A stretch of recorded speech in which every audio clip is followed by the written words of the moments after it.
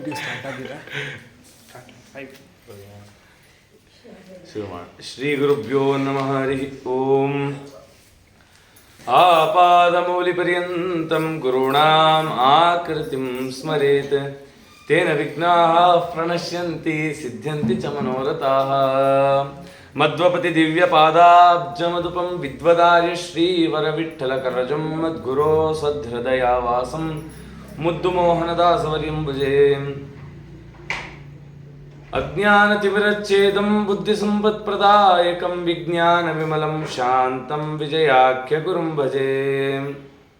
ಗುರುವಾದಿದ್ವಾಂತರವಯೇ ವೈಷ್ಣವೇಂದೀವರೇಂದವೇ ಶ್ರೀರಾಘವೇಂದ್ರ ಗುರವೇ ನಮೋತ್ಯಂತ ದಯಾಲವೇ. ಅಸ್ಮದ್ಗುರು ಸಮಾರಂಭಾಂ ವಿಜಯದಾಸಾರ್ಯ ಮಧ್ಯಗಾಂ ಶ್ರೀಮದಾಚಾರ್ಯ ಪರ್ಯಂತಾಂ ವಂದೇ ಗುರು ಪರಂಪರಾಂ. ಪ್ರಥಮೋ ಹನುಮನ್ನಾಮ ದ್ವಿತೀಯೋ ಭೀಮ ಏವ ಚ ಪೂರ್ಣಪ್ರಜ್ಞಸ್ತೃತೀಯಸ್ತು ಭಗವತ್ಕಾರ್ಯಸಾಧಕಃ. ಪಾಪಾವಳಿ ಪಾಟಣ ಪದ್ಮಪಾಂಗ ಶ್ರೀಪಾಣಿ ಪದ್ಮಾಂಚಿತ ಜಾನಜಂಗಃ ಗೋಪಾಲ ಬಾಲ ಕೃಪಯಾ ಸ್ವಯಂ ನಃ ಶ್ರೀ ಪಾಂಡುರಂಗೋ ಭವತು ಪ್ರಸನ್ನಃ. ಶ್ರೀ ಗುರುಭ್ಯೋ ನಮಃ ಹರಿ ಓಂ. ನಿನ್ನೆ ದಿನ ಈ ಪರಂಪರೆ ದಾಸತ್ವದ ಬಗ್ಗೆ ತುಂಬ ಸಂಕ್ಷಿಪ್ತವಾಗಿ ಕೆಲವಾರು ವಿಚಾರದ ಚಿಂತನೆಗಳನ್ನು ಮಾಡಿದ್ವಿ. ಅದನ್ನು ಮನಸ್ಸಿನಲ್ಲಿ ಇಟ್ಕೊಂಡು ಈ ಪರಂಪರೆ ಬಗ್ಗೆ ನೆನೆ ಚಿಂತನೆ ಮಾಡಿದ್ವಿ. ವ್ಯಾಸರಾಜರಿಗೆ ಎಂಥ ಒಂದು ಉದ್ದೇಶದಲ್ಲಿ ಪುರಂದರದಾಸರಾದಿಗಳಿಗೆ ಅಂಕಿತ ಕೊಟ್ಟರು ಅನ್ನೋ ಚಿಂತನೆ ಮಾಡಿದ್ವಿ. ಪುರಂದರದಾಸರ ನಂತರದಲ್ಲಿ ಏನಾಯಿತು, ಕೆಲವು ಕಾಲ ಹರಿದಾಸ ಬಳಗ ಬಹಳ ದೊಡ್ಡದಾಯಿತಂತೆ. ಎಲ್ಲರೂ ತಲೆಗೆ ಪೇಟ ಕಟ್ಟೋದು, ಕಾಲಿಗೆ ಗೆಜ್ಜೆ ಕಟ್ಟೋದು, ತಂಬೂರಿ ಹಿಡಿಯೋದು. ತಂಬೂರಿಯಲ್ಲಿ 3 ವಿಧಾನ: 5 ತಂತಿ ತಂಬೂರಿ, 4 ತಂತಿ ತಂಬೂರಿ, ಏಕತಂತಿ ತಂಬೂರಿ ಅಂತ. ಅದನ್ನೆಲ್ಲ ಒಂದು ನಿರ್ಣಯ ಮಾಡಿಕೊಂಡ್ರು. ಬಾಲಕರು ಯಾರಿದ್ದಾರೆ, ಆಮೇಲೆ ಇತರೆಯವರು ಯಾರಿದ್ದಾರೆ, ಅವರೆಲ್ಲ ಹೆಚ್ಚು ಏಕನಾದ ತಂಬೂರಿ, 1 ತಂತಿ ಇರುವಂಥ ತಂಬೂರಿ. ಕೆಲವೊಬ್ಬರಿಗೆ 5 ತಂತಿ ಇರುವಂಥ ತಂಬೂರಿ, ಇನ್ನು ಕೆಲವೊಬ್ರು 4 ತಂತಿ ಇರೋ ತಂಬೂರಿ ಇಟ್ಕೊಂಡು ಎಲ್ಲರೂ ಯಾಯವಾರ ಮಾಡ್ಲಿಕ್ಕೆ ಶುರು ಮಾಡ್ಬಿಟ್ರು.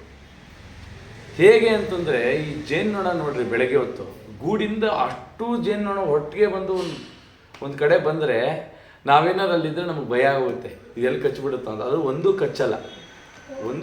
ಹಾಗೆ ಎಲ್ಲ ಹರಿದಾಸರು ಒಟ್ಟಿಗೆ ಬೆಳಗ್ಗೆ ಯಾವುದೋ ಒಂದು ನದಿ ತೀರದಲ್ಲಿ ಮಂಟಪದಲ್ಲಿ ಇದ್ದಂಥವ್ರೆಲ್ಲ ಹರಿನಾಮ ಸಂಕೀರ್ತನೆ ಮಾಡಲಿಕ್ಕೆ ಎಲ್ಲ ಕಡೆ ಹೊರಟು ಬಿಡೋದು. ಪುರಂದರದಾಸರೇನು ಹಾಕ್ಕೊಟ್ಟಿದ್ದಾರಲ್ಲ ದೇವ್ರ ನಾಮಗಳು, ಅದಷ್ಟನ್ನು ಮಾತ್ರ ಹೇಳೋದು. ಅವ್ರು ಯಾರು ರಚನೆ ಮಾಡಿದ್ದು ನಮಗೆ ಸಿಕ್ಕಿಲ್ಲ, ಆದರೆ ಪುರಂದರದಾಸ ರಚನೆ ಮಾಡ್ತಿದ್ದೇನೆ ಎಲ್ಲರೂ ಬಾಯಿಪಾಠ ಮಾಡ್ಕೊಳ್ಳೋದು ನಾನು ಹೇಳೋದು. ಹೆಚ್ಚು ಮರಾಠಿಲೂ ದೇವ್ರ ನಾಮ ಹಾಡ್ತಿದ್ರಂತೆ ಆ ಕಾಲಕ್ಕೆ. ಮರಾಠಿ ಅಭಂಗಗಳನ್ನು ಹೇಳೋರು, ಹೇಳಿ ಆಯ್ವಾರ ಮಾಡಬೇಕು. ಇಲ್ಲ, ಪುರಂದರದಾಸ ತಮ್ಮ ಮಕ್ಕಳಿಗೆ ತಂದೆ ಪುರಂದರ ವಿಠಲ, ಗುರು ಪುರಂದರ ವಿಠಲ, ಸಿರಿ ಪುರಂದರ ವಿಠಲ, ವರದ ಪುರಂದರ ವಿಠಲ, ಮಧ್ವಪತಿ ವಿಠಲ ಅಂಥೇಳಿ 4 ಜನರಿಗೆ ಅಂಕಿತವನ್ನು ಕೊಟ್ಟಿದ್ದರು. ಕೃಷ್ಣದೇವರಾಯನ ಪತನ ಆಯಿತು. ಕನಕದಾಸರದು ದೊಡ್ಡ ಒಂದು ಪಂಗಡ ಇತ್ತು. ಅವರೆಲ್ಲ ಕನಕದಾಸರಿಗೆ ಸಹಕಾರ ಮಾಡ್ತಿದ್ರು. ಕನಕದಾಸರೇನಾದರೂ ಕಾಗಿನೆಲೆ, ಕದರಮಂಡಲಿಗೆಯಲ್ಲಿ ಅವ್ರ ಕಾಗಕ್ಷೇತ್ರ, ಕದರಮಂಡಲಿಗೆ ಕಾಂತೇಶನ ಹತ್ರ ಬಹಳ ಇದು ಕಾರ್ಯ ಮಾಡಿದ್ರು. ಹೀಗೆ ಬೇಲೂರಿನಲ್ಲಿ ವೈಕುಂಠದಾಸರು ಅಂತ ಅವರ ಅಯ್ಯಂಗಾರರು, ಅವರ ಒಂದು ಪರಂಪರೆ ಬಂತು. ಈ ಮಧ್ಯದಲ್ಲಿ ಕೃಷ್ಣದೇವರಾಯನ ಪತನ ಆಯಿತು. ಕೃಷ್ಣದೇವರಾಯನ ಪತನ ಆದಮೇಲಂತೂ ಅಲ್ಲೋಲ ಕಲ್ಲೋಲವಾಗೋಯ್ತು ಕರ್ನಾಟಕ ರಾಜ್ಯ. ಇಲ್ಲಿದ್ದಂಥ ಜನರೆಲ್ಲ ಎಲ್ಲೆಲ್ಲೆಲ್ಲೋ ಆಶ್ರಯ ಮಾಡಿದ್ರು. ಅದರಲ್ಲಿ ನಮ್ಮ ಮಂತ್ರಾಲಯ ಪ್ರಭುಗಳ ತಾತಂದರು ಕೃಷ್ಣಾಚಾರ್ಯರು ಅಂತಿದ್ರು, ಕೃಷ್ಣ ಭಟ್ರು. ಆ ಕೃಷ್ಣ ಭಟ್ರ ಮಕ್ಕಳು ಕನಕಾಚಲ ಭಟ್ರು ಅಂತ. ಆ ಕನಕಾಚಲ ಭಟ್ರು ಕೂಡ ಬೇರೆ ಕಡೆ ಆಶ್ರಯ ಮಾಡ್ಕೊಂಡು ಹೋಗ್ಬೇಕಾಯ್ತು ಕುಂಭಕೋಣಕ್ಕೆ. ಇದೆಲ್ಲ ನಾವು ಇತಿಹಾಸ ಕೇಳಿದ್ವಿ. ಇನ್ನು ಕೆಲವೊಬ್ಬರೆಲ್ಲ ಮರಾಠ ಪ್ರಾಂತಕ್ಕೆ ಹೋದರು ಅಂತ ಈ ರೀತಿ ಹೇಳ್ತೀವಿ. ಈ ಥರದ್ದೆಲ್ಲ ಸಮಸ್ಯೆ ಬಂತು. ಇದಾದಮೇಲೆ ಹರಿದಾಸ ಸಾಹಿತ್ಯ ಗೌಣವಾಗಿತ್ತು. ಬೇಲೂರು ವೈಕುಂಠದಾಸರು ಇದ್ದಾರಲ್ಲ, ಅವರಿಂದ ಹೊರಟಂಥ ಒಂದು ಪರಂಪರೆ ಇತ್ತಂತೆ ಜೀವಂತವಾಗಿ. ಇದರ ಪೂರ್ವದಲ್ಲಿ ಇನ್ನೊಂದು ಕಥೆ ಹೇಳ್ತಾರೆ. ಆದ್ಯರು ಅಂತಿದ್ರು. ಶ್ರೀಪಾದರಾಜರಿಗಿಂತ ಮುಂಚೆ 61 ಜನ ಆದ್ಯರು, ಅವರೆಲ್ಲ ದೇವರನಾಮ ಮಾಡಿದ್ದಾರೆ. ಅವ್ರ ದೇವರನಾಮ ಇದೆ. 61 ಜನ ಹರಿದಾಸರಿದ್ದರು. ಹೌದು, ಅದೇನೆ 61 ಬೇರೆ, ಅದು ಶಾಷ್ಟಿಕ ಮನೆತನ ಅಂತ. 61 ಜನ ಹರಿದಾಸರಿದ್ರು, ಆದ್ಯರು ಅಂತ, ಅವ್ರನ್ನ ಆದ್ಯರು ಅಂತ ಕರೀತಾರೆ. ಆದ್ಯರ ಹರಿದಾಸ ಪದ್ಯಗಳು ಇವತ್ತಿಗೂ ಉಪಲಬ್ಧ, ಅವ್ರದ್ದೇ ಬೇರೆ ಅಂಕಿತ ಅದೆಲ್ಲ ಇದೆ. ಆದರೆ ಅದೇನೋ ಗೌಣವಾಯಿತು. ಸರಿ, ಇದಾದ್ಮೇಲೆ ಮತ್ತೆ ಹರಿದಾಸ ಸಾಹಿತ್ಯ ಕಾಣಬೇಕಲ್ಲ. ಆಗ ವಿಜಯೇಂದ್ರ ತೀರ್ಥರ ಕಾಲ, ವಿಜಯೇಂದ್ರ ತೀರ್ಥರ ಕಾಲದಿಂದ ಹಿಡಿದು ಸುಮತೀಂದ್ರರ ಕಾಲದವರೆಗೂ, ಅಂದರೆ ವಿಜಯೇಂದ್ರರು, ಸುಧೀಂದ್ರರು, ರಾಯರು, ಯೋಗೀಂದ್ರರು, ಸೂರ್ಯೇಂದ್ರರು, ಸುಮತೀಂದ್ರರು, ರಾಯರ ಮಠದಲ್ಲಿ 6 ಜನ ಪೀಠಾಧಿಪತಿಗಳು ಬರೋ ತನಕ ದಾಸಾಹಿತ್ಯ ಗೌಣವಾಗಿದೆ. ವಿಜಯೇಂದ್ರ ಸ್ವಾಮಿಗಳು ಶ್ರೀರಾಮ ಎಂಬ ಅಂಕಿತದಿಂದ ಸುಳಾದಿಗಳನ್ನು ರಚನೆ ಮಾಡ್ತಿದ್ರು. ಸುಧೀಂದ್ರ ತೀರ್ಥರು ರಚನೆ ಮಾಡಿರ್ಬೋದು ಗೊತ್ತಿಲ್ಲ. ಮಂತ್ರಾಲಯ ಪ್ರಭುಗಳು ರಚನೆ ಮಾಡಿದ್ರಲ್ಲ, ಇಂದು ಏನಿಗೆ ಹೂವಿಂದ, ಮುಖ್ಯ ಪ್ರಾಣದೇವರು ಸುಳಾದಿ 3 ಉಪಲಬ್ಧ ಆಗಿದೆ ಇವಾಗ. ವೇಣುಗೋಪಾಲ ಅಂಕಿತದಿಂದ ಮಾಡಿದ್ರು. ಅಂದರೆ ರಾಯರಿಗೆ ಎಷ್ಟು ದಾಸಾಹಿತ್ಯದ ಮೇಲೆ ಸಮ್ಮತ ಇತ್ತು ಅಂತ ಅಲ್ವಾ, ಅವರು ಸಮ್ಮತ ಕೊಟ್ಟಿದ್ದಾರೆ ರಾಯರು. ಇದಾದಮೇಲೆ ರಾಯರಿಂದ 3ನೇವರು ಸುಮತೀಂದ್ರರು ಅಂತ, ಅವ್ರ ಕಾಲಕ್ಕೆ ಒಂದು ಘಟನೆ ನಡೀತು. ಮತ್ತೆ ದಾಸಾಹಿತ್ಯ ಎಲ್ಲಿ ಕಾಣಿತು ಅಂತಂದರೆ ಹೆಳವನಕಟ್ಟೆ ಗಿರಿಯಮ್ಮನಿಂದ ಕಾಣಿತು.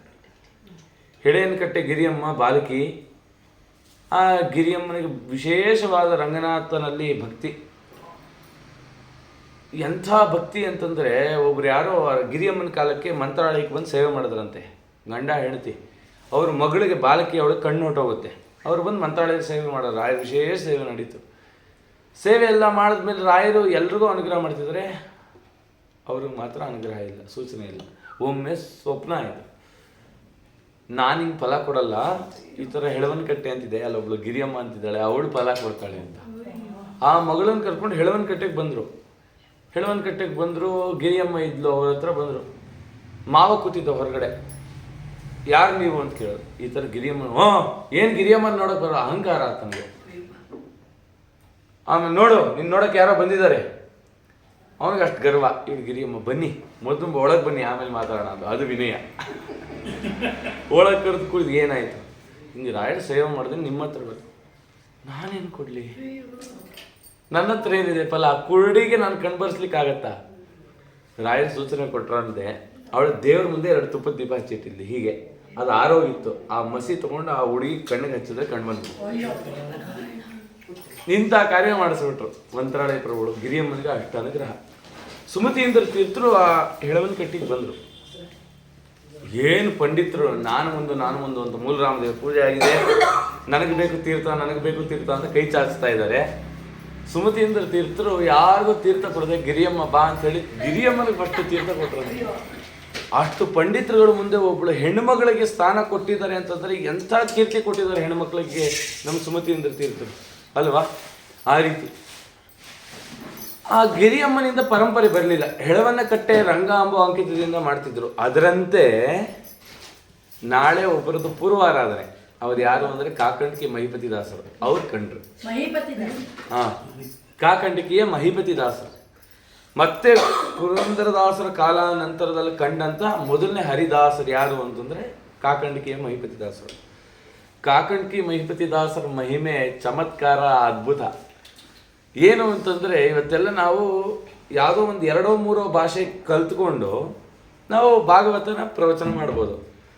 ಅವ್ರು ಇದ್ದಿದ್ದು ನವಾಬನ ಆಸ್ಥಾನದಲ್ಲಿ ಉರ್ದೂನಲ್ಲಿ, ಪರ್ಷಿಯನ್ನಲ್ಲಿ ಭಾಗವತ ಮಾಡ್ತಿದ್ರು. ಉರ್ದು ಕಲ್ತಿದ್ರು, ಅದರಲ್ಲಿ ಭಾಗವತ ರಾಮಾಯಣ ಹೇಳಿದ್ದಾರೆ. ರಾಜ ಏನು ಮಾಡ್ದ, ಒಂದು ರಾಜಮುದ್ರಿಗೆ ಕೊಟ್ಟ, ಒಂದು ಉಂಗುರ ಕೊಟ್ಟಿದ್ದ. ತುಂಬ ದೊಡ್ಡ ವಿಸ್ತಾರ, ಸಮಯ ಆಗಲ್ವಲ್ಲ, ನಮ್ಮ ಪರಂಪರೆ ಹೇಳಬೇಕಲ್ಲ, ಅದಕ್ಕೋಸ್ಕರ ತುಂಬ ಸಂಕ್ಷಿಪ್ತವಾಗಿ ಹೇಳ್ತಾ ಇದ್ದೀನಿ. ಈ ರೀತಿ ಆ ಕಾಕಂಡಿಕೆ ಮಹಿಪತಿ ದಾಸರ ಹತ್ರ ಇಬ್ಬರು ಬಂದರು. ತಾತ ಮೊಮ್ಮಗ ಬಂದು ಕೇಳಿದ್ರು, ಸ್ವಾಮಿಗೆ ನನಗೆ ಸ್ವಲ್ಪ ಸಹಾಯ ಬೇಕಾಗಿದೆ, ನೀವೇನಾದರೂ ಸಹಾಯ ಮಾಡಿ. ರಾಜಮುದ್ರಿಕೆ ಇದೆ, ಅದನ್ನು ತೊಗೊಂಡು ಅರಮನೆಗೆ ಹೋಗು, ರಾಜ ಏನಾದ್ರು ಅನುಕೂಲ ಮಾಡ್ತಾನೆ. ಪುನಃ ವಾಪಸ್ ತಂದು ಆ ಮುದ್ರಿಕೆ ನನಗೆ ಕೊಡಬೇಕು, ಯಾಕಂದ್ರೆ ನಾನು ಒಳಗೆ ಹೋಗ್ಬೇಕಲ್ಲ. ನಾನು ರಾಜನ ಗೊತ್ತಿದ್ರು ಮುದ್ರಿಕೆ ಇದ್ದರೆ ಮಾತ್ರ ಒಳಗೆ ಬಿಡೋದು, ಇಲ್ಲಾಂದರೆ ಬಿಡಲ್ಲ. ಇವತ್ತು ನಾವು ಹೇಳ್ತೀವಲ್ಲ, ನಾನು ಮ್ಯಾನೇಜರು, ಕಂಪ್ನಿ ಒಳಗೆ ಹೋಗ್ತೀನಿ ವಿತೌಟ್ ID ಕಾರ್ಡ್ ಅಂತಂದ್ರೆ ನೀನು ಏನಾದ್ರು ಆಗಿರೋ ID ಕಾರ್ಡ್ ಬೇಕು ಅಂತ ಇರ್ತಾನೆ. ಹೀಗೆ ಸರಿ ಮುದ್ರೆಗೆ ಕೊಟ್ಟರು. ಅವ್ರೇನು ಮಾಡಿದ್ರು, ಎದುರುಗಡೆ ಒಂದು ಬಾವಿ ಇತ್ತು, ಬಾವಿಗೆ ತೊಗೊಂಡು ಹಾಕ್ಬಿಟ್ರು. ಮಹಿಪತಿ ದಾಸರಿಗೆ ಸಿಟ್ಟು ಬಂತು. ಇನ್ನೂ ದಾಸರಾಗಿಲ್ಲ, ಮಹಿಪತಿ ರಾಯರಿಗೆ ಸಿಟ್ಟು ಬಂತು. ಅಲ್ಲ ನಾನು ಕೊಟ್ಟರೆ ಇದನ್ನು ತೊಗೊಂಡೋಗಿ ಬಾವಿಗೆ ಹಾಕದ, ಏನೋ ಒಂದು ಚಮತ್ಕಾರದ ಮಾತು ಹಾಕ್ಬಿಟ್ಟು ಆಡ್ಬಿಟ್ಟು ಏನೋ ಮಾಡಿ ಬೇಸರಗೊಂಡಿದ್ರು ಮಹಿಪತಿ. ತೆಕ್ಕೊಡ್ತೀನಿ ಅಂತಂದು ಕೆಳಗಡೆ ಇಳಿದ್ರು ಬಾವಿಗೆ. ಮೇಲ್ ಬಂದು ಒಂದು ಬೊಕ್ಸೆ ಅಷ್ಟು ಕೈ ಹಿಡೀರಿ ಅಂತಂದು ಕೊಟ್ರೆ ಅಂಥದ್ದು 106 ಉಂಗುರ, ಎಲ್ಲ ರಾಜಮುದ್ರಿಕೆ ಇರುವಂತ ಉಂಗುರ. ಅವ್ರಿಗೆ ಅನಿಸ್ತು, ಅದೇನೆ ಅವರಿಬ್ರು ತಗೊಂಡಿದ್ರಲ್ಲ ತಾತ ಮೊಮ್ಮಗ, ಆ ಮೊಮ್ಮಗ ಎಳೆದಿದ್ದ ಸೂಫಿ, ಅವನು ಸಾಬ್ರವನು ಅವನು ಬಂದು ತೆಕ್ಕೊಟ್ಟ. ಅವ್ರಿಗೆ ಅನ್ನಿಸ್ತು ಈ ಸೂಫಿ ಬಂದು ನನಗೆ ಈ ಥರ ಒಂದು ವೈರಾಗ್ಯ ತಂದುಕೊಟ್ನಲ್ಲ ಅಂತ ಹೇಳಿ ಅದ್ರ ಮೇಲೆ ವೈರಾಗ್ಯ ಬಂದ್ಬಿಡ್ತು. ಅಯ್ಯೋ ಇದೇನು ನನಗೆ ಪ್ರಯೋಜನ ಅಂಥೇಳಿ ಅವತ್ತಿಂದ ಅವರು ದಾಸರಾಗ್ಬಿಟ್ರು. ಆಗ ಅವ್ರಿಗೆ ಮಹಿಪತಿ ಅನ್ನೋ ಅಂಕಿತದಲ್ಲಿ ದೇವರನಾಮ ರಚನೆ ಮಾಡೋದು. ವಿಚಾರ ಹೇಳಿದ್ರೆ ಬೇಕಾದಷ್ಟಿದೆ, ಸಮಯ ಇಲ್ಲ ಅಂತ ಮಹಿಪತಿ ದಾಸರು ಬಂದರು. ಮಹಿಪತಿ ದಾಸರ ನಂತರದಲ್ಲಿ ಅವ್ರ ಮಗ ಕೃಷ್ಣದಾಸರು, ಅದೇ ಗುರು ಮಹಿಪತಿ ವಿಠಲ ಅಂಕಿತರು, ಅವರೆಲ್ಲ ಬಂದು ಅದರದ್ದೊಂದು ಪೀಳಿಗೆ ಬಂತು. ತುಂಬ ಚೆನ್ನಾಗಿದೆ ಆ ಪೀಳಿಗೆ, ತಿಳ್ಕೋಬೇಕು. ಅವರು ತುಂಬ ಚಮತ್ಕಾರಯುತವಾಗಿ ನಕ್ಷತ್ರದ ಮೇಲೆ ರಾಶಿಗಳ ಮೇಲೆಲ್ಲ ದೇವನಾಮ ಮಾಡಿದ್ದಾರೆ, ತುಂಬ ಚೆನ್ನಾಗಿದೆ. ಅದರಿಂದೆಲ್ಲ ದೇವರನ್ನು ವರ್ಣನೆ ಮಾಡ್ತಾ ಹೇಳಿದ್ದಾರೆ ಮಹಿಪತಿದಾಸರು. ಮಹಿಪತಿದಾಸರ ನಂತರದಲ್ಲಿ ಆ ಕಾಕಂಡಿಕಿ ಜಮಖಂಡಿ ಇದೇ ಪ್ರಾಂತದಲ್ಲೇ ಕಂಡಂಥ ಇನ್ನೊಬ್ಬರು ಹರಿದಾಸರೇ ಪ್ರಸನ್ನ ವೆಂಕಟದಾಸರು. ನಿಮಗೆಲ್ಲ ಗೊತ್ತು ಎಲ್ಲ ದಾಸರ ಬಗ್ಗೆ. ಅಂದರೆ ವಿಜಯದಾಸರಿಂದ ಪೂರ್ವದ ಅವರೊಬ್ಬರು ದಾಸರು, ಅವ್ರದ್ದೊಂದು 5 ನಿಮಿಷ ಸ್ಮರಣೆ ಮಾಡಿ ಆಮೇಲೆ ಈ ಪರಂಪರೆ ಮಾತ್ರ ಹೇಳ್ತೀನಿ. ಬೇರೆ ಯಾವ ಪರಂಪರೆ ಮುಟ್ಲಿಕ್ಕೆ ಆಗಲ್ಲ, ಸಮಯ ಇಲ್ಲದೆ ಇರೋದಕ್ಕೆ. ಪ್ರಸನ್ನ ವೆಂಕಟದಾಸರು ಬಾಲ್ಯದಲ್ಲಿ ಅಪ್ಪ ಅಮ್ಮನ್ನ ಕಳ್ಕೊಂಡ್ರು, ಅಣ್ಣನ ಆಶ್ರಯದಲ್ಲಿದ್ದರು. ಅಣ್ಣ ನಮ್ಮವನಾದರೂ ಅತ್ತಿಗೆ ನಮ್ಮವಳ ಅಂತ ಒಂದು ಮಾತು ಅಲ್ವಾ. ಈ ರೀತಿ ಆಯಿತು. ಅಣ್ಣನಿಗೆ ಒಬ್ಬ ಮಗನೂ ಇದ್ದ, ಚಿಕ್ಕಪ್ಪ ಅಂತ ಭಾಳ ಹಚ್ಕೊಂಡ್ಬಿಟ್ಟಿತ್ತು ಮಗು. ಏನೇನೇನೇನೋ ಬರಲ್ಲ, ಪೂಜ್ಯ ರಾಘವೇಂದ್ರ ಹೇಳಕ್ಕೆ ಬರಲ್ಲ ಅಂತ ದಡ್ಡ ಈ ವೆಂಕಟ. ಹೀಗೆ ನಡೀತಿತ್ತು. ಘಟಪ್ರಭಾ ನದಿ, ಅಲ್ಲೆಲ್ಲ ದನಗಳನ್ನ ಮೇಯಿಸ್ಕೊಂಡ್ಬರ್ಲಿಕ್ಕೆ ಅಂತ ಹೋಗೋರು. ಅಲ್ಲೊಂದು ಬಾಲಾಜಿ ಮಂದಿರ ಇತ್ತು. ಅಲ್ಲೆಲ್ಲ ಈ ಬಾಬಾ ಬೈರಾಗಿಗಳು ತಿರುಪತಿಗೆ ಹೋಗೋರೆಲ್ಲ ಆ ಪ್ರಾಂತಕ್ಕೆ ಬರಬೇಕು, ಅಲ್ಲಿ ಉಳಿಬೇಕು. ಪಂಡ್ರಾಪುರ ಕೊಲ್ಲಾಪುರದಿಂದ ಬಾಗಲಕೋಟೆ ಕಡೆ ಬರಬೇಕು, ಮಂತ್ರಾಲಯ ನೋಡ್ಕೊಂಡು ತಿರುಪತಿಗೆ ಹೋಗ್ಬೇಕು. ಹೀಗೆ ಹೋಗೋ ಕಾಲಕ್ಕೆ ಅಲ್ಲಿ ಬರೋರು ಆ ಬಾಲಾಜಿ ಮಂದಿರದಲ್ಲಿ ಭಜನೆ ನಡೀತಾ ಇತ್ತು. ಈತ ಏನು ಮಾಡ್ತಿತ್ತು, ಹೋಗಿ ಭಜನೆಯಲ್ಲಿ ಕೂತ್ಕೋತಿತ್ತು. ಯಾರೋ ಚಾಡಿ ಹೇಳಿಬಿಟ್ರು, ಮಾಟವಾದಿಗಳ ಜೊತೆ ಸೇರ್ಕೊಂಡ್ಬಿಟ್ಟಿದ್ದಾನೆ ನಿಮ್ಮ ಇವನು ವೆಂಕಟ ಅಂತ. ಅತ್ತಿಗೆ ನಿಂದನೆ ಮಾಡ್ತಿದ್ಲು, ಊಟಕ್ಕೆ ಹಾಕ್ತಿರ್ಲಿಲ್ಲ, ತುಂಬ ಹಿಂಸೆ ಮಾಡಿದ್ಲು. ಒಂದಿನ ಯೋಚನೆ ಮಾಡಿದ್ಲು, ಇವನು ಹೆಂಗಾರು ಮಾಡಿ ಮನೆಯಿಂದ ಹೊರಗೆ ಹಾಕಬೇಕು. ನಮ್ಮ ಮನೇಲಿ ನಾವೇನೋ ಕಾರ್ಯಕ್ರಮ ಮಾಡ್ಕೋಬೇಕು, ನನ್ನ ತವ್ರ ಮನೆಯವರೆಲ್ಲ ಬರ್ತಾರೆ, ಇವನಿದ್ರೆ ಇಂಥವನಿದ್ರೆ ನಂಗೆ ಅಗೌರವ. ಒಂದು ವಾರ ಹೆಂಗಾರು ಮಾಡಿ ಇವನು ಮನೆಯಿಂದ ಹೊರಗೆ ಹಟ್ಟಬೇಕು ಅಂತ ಹೇಳಿ ಬಕ್ರಿ ಮಾಡಿದ್ಲು. ಅಂದರೆ ರೊಟ್ಟಿ, ಖಡಕ್ ರೊಟ್ಟಿ ಅಂತ. ಅದನ್ನು ಮಾಡಿಬಿಟ್ಟು ಕೊಟ್ಲು. ಇವರು ತಗೊಂಡ್ರು, ಹೇಳೋದು ಒಂದು ವಾರ ಬರಬೇಡ.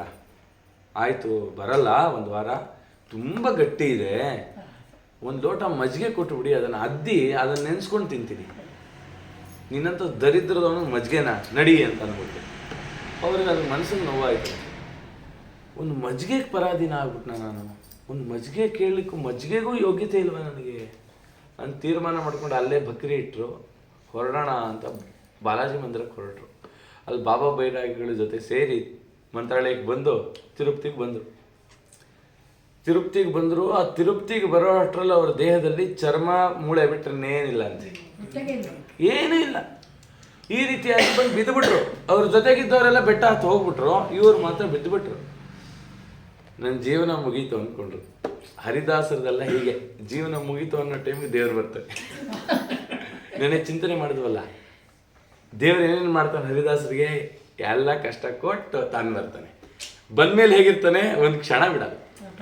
ಹಾಗೆ ದೇಹಕ್ಕೆ ಹೇಗೆ ಜನವಾರ ಯಾವಾಗಲೂ ಅಂಟ್ಕೊಂಡಿರುತ್ತೋ ಹಾಗೆ ಅಂಟ್ಕೊಂಡಿರ್ತಾನೆ. ಹೀಗಿದ್ದ ಸ್ವಾಮಿ ಬಂದ, ಎಬ್ಬಿಸ್ದ, ಎದ್ದೇಳೋ ಮಹಾನ್ ಭಾವ, ಸಾಮಾನ್ಯ ನೀನು ರುದ್ರಾಂಶ ಸಂಭೂತ ಅಂಥೇಳಿ ಅವ್ರ ನಾಲ್ಗೆ ಮೇಲೆ ಪ್ರಸನ್ನ ವೆಂಕಟ ಅಂತ. ಅದನ್ನು ಕಂಡಿದ ತಕ್ಷಣ ಅವ್ರ ಬಾಯಲ್ಲಿ ದೇವರನಾಮ ಬಂತು. ತಪ್ಪು ನೋಡದೆ ಬಂದೆಯ ಎನ್ನಯ ತಂದೆ, ಅಪ್ಪ ತಿರು ವೆಂಕಟೇಶ ನಿರ್ದೋಷನೇ, ತಪ್ಪು ನೋಡದೆ ಬಂದೆಯ ಇಂದೆನ್ನ ಕರುಷ ವಾರಿಸೋ ಭವತಾರಿಸೋ ದೇವ, ಪ್ರಸನ್ನ ವೆಂಕಟರಮಣ ಭಯ ಶಮನ. ತಪ್ಪು ನೋಡದೆ ಸ್ವಾಮಿ, ಎಷ್ಟು ತಪ್ಪುಗಳು ಮಾಡಿದ್ದೀನಿ, ಅದನ್ನು ನನ್ನ ತಪ್ಪುಗಳನ್ನು ಎಣಿಸದೆ ಬಂದು ನಾನು ಉದ್ಧಾರ ಮಾಡೋದಲ್ಲ. ತಿರುಪತಿಲೇ ಇದ್ದುಬಿಟ್ರು. ತಿರುಪತಿಲಿದ್ದು ಶ್ರೀನಿವಾಸ ದೇವರ ಕಲ್ಯಾಣ ಮಹೋತ್ಸವದ ಎಷ್ಟೋ ದೇವರನಾಮ ಮಾಡಿದ್ದಾರೆ. ಬಿಡನಿಗೆ ಶ್ರೀನಿವಾಸ ಅವರದೇ ಅಲ್ವಾ, ಎಷ್ಟು ಚಿಂತನೆಗಳು. ಸಮಯ ಇಲ್ಲ ನಮ್ಗೆ ಚಿಂತನೆ ಮಾಡಲಿಕ್ಕೆ. ಪ್ರಸನ್ನ ವೆಂಕಟದಾಸ ಬಂದರು, ಆದರೆ ಪರಂಪರೆ ಬರಲಿಲ್ಲ. ಆ ಪ್ರಸನ್ನ ವೆಂಕಟರ ಕಾಲದಲ್ಲೇನೆ ಅವತಾರ ಮಾಡಿದಂಥವರು ಭೃಗು ಋಷಿಗಳ ಅಂಶ ಸಂಭೂತರಾದ ವಿಜಯಪ್ರಭುಗಳು.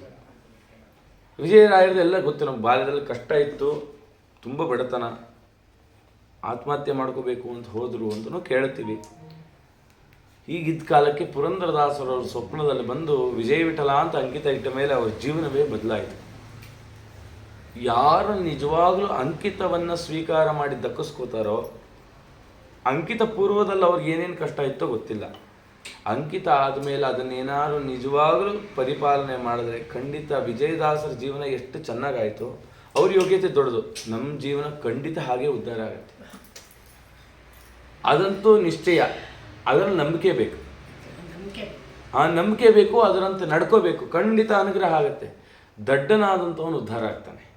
ಹೀಗೆ ವಿಜಯರಾಯರು ಆ ದಿವ್ಯವಾದ ಪರಂಪರೆ ಬೆಳಿಬೇಕಾಯ್ತು. ಅವರಿಂದ ಅನೇಕ ಜನರಿಗೆ ಅನುಗ್ರಹ ಮಾಡಲಿಕ್ಕೆ ಅಂತ ನಿಂತರು. ಯಾರಿಗೆ ಅನುಗ್ರಹ ಮಾಡೋದು? ಪರಂಪರೆ ಬೆಳೆಸಬೇಕು ಅಂತ ಪುರಂದರದಾಸರು ಆಜ್ಞೆ ಮಾಡಿಬಿಟ್ರು. ಒಂದು ತಂಬೂರಿ ಕೊಟ್ಟು, ತಂಬೂರಿ ಕೊಟ್ಟಾಗ ಹೇಳಿದ್ರಂತೆ, ನಮ್ಮಿಂದ ಏನು ಬೆಳಿಬೇಕಿತ್ತು ಪರಂಪರೆ, ನಮ್ಮಿಂದ ಸಾಧ್ಯ ಆಗಲಿಲ್ಲ, ನಿಮ್ಮಿಂದ ಇದು ಬೆಳಿಬೇಕು. ಅವರು ಸಂಕಲ್ಪ ಮಾಡ್ಕೊಂಡಿದ್ರು, ಆಯಿತು ನಾವು ಕೆಲವೊಬ್ಬರಿಗೆ ಅಂಕಿತವನ್ನು ಕೊಡ್ತೀವಿ. ಹೇಗೆ ವ್ಯಾಸರಾಜರು ಎಲ್ರಿಗೂ ಅಂಕಿತ ಕೊಡ್ತಿದ್ರು, ನಾವು ಈ ಅಂಕಿತ ಪರಂಪರೆಯನ್ನು ಪ್ರಾರಂಭ ಕೊಡಬೇಕು ಅಂತೇಳಿ ಮೊದಲು ಗೋಪಾಲದಾಸರಿಗೆ ಅಂಕಿತ ಕೊಟ್ಟರು. ಫಸ್ಟ್ ಅಂಕಿತ ಆಗಿದೆ ಗೋಪಾಲದಾಸರಿಗೆ. ಗೋಪಾಲದಾಸರು ಯಾರು ಅಂತ ನಮಗೆ ಗೊತ್ತು, ಭಾಗಣ್ಣದಾಸರು. ವಿಜಯರಾಯರಲ್ಲಿ ಎಂಥ ಒಂದು ಗುರುಭಕ್ತಿ ಅಂತಂದರೆ ಭಕ್ತಿಯಲ್ಲಿ ಭಾಗಣ್ಣ. ಅಂಥ ಭಕ್ತಿ ನಾವು ಯಾರೂ ಮಾಡಲಿಕ್ಕೂ ಆಗಲ್ಲ. ಆ ಭಕ್ತಿ ಏನು ಅಂತ ಅರ್ಥ ಮಾಡ್ಕೊಳ್ಳಿಕ್ಕೂ ಆಗಲ್ಲ. ಗುರುಗಳಿಗೆ ಗೊತ್ತಿರಬೇಕು, ಶಿಷ್ಯನಿಗೆ ಗೊತ್ತಿರಬೇಕು. ಮೂರನೇ ವ್ಯಕ್ತಿ ಗೊತ್ತಾಗಲ್ಲ. ಹೇಳ್ಬೋದು ಇಂಥ ಭಕ್ತಿ ಮಾಡೋದು ಅಂತ ಹೇಳ್ಬೋದು, ನಮಗೆ ಗೊತ್ತಿಲ್ಲ. ಗುರು ಶಿಷ್ಯರಿಗೆ ಗೊತ್ತಾ ಆ ಭಕ್ತಿ ಅಂತ. ಗೋಪಾಲದಾಸರಿಗೆ ಆಯಿತು. ಗೋಪಾಲದಾಸರು ಪ್ರಮುಖ ಶಿಷ್ಯರು. ಗೋಪಾಲದಾಸರ ಪರಂಪರೆ ಬಂತು.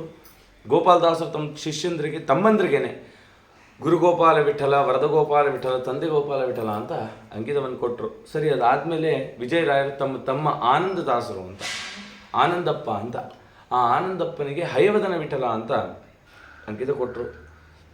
ಹೊನ್ನಾಳಿಯಲ್ಲಿ ಹೊನ್ನಾಳಿ ದಾಸರು ಅಂತ ಒಬ್ಬರಿದ್ದು, ಆ ಹೊನ್ನಾಳಿ ದಾಸರಿಗೂ ವೆಂಕಟ ವಿಠಲ ಅಂತ ಅಂಕಿತ ಕೊಟ್ಟರು.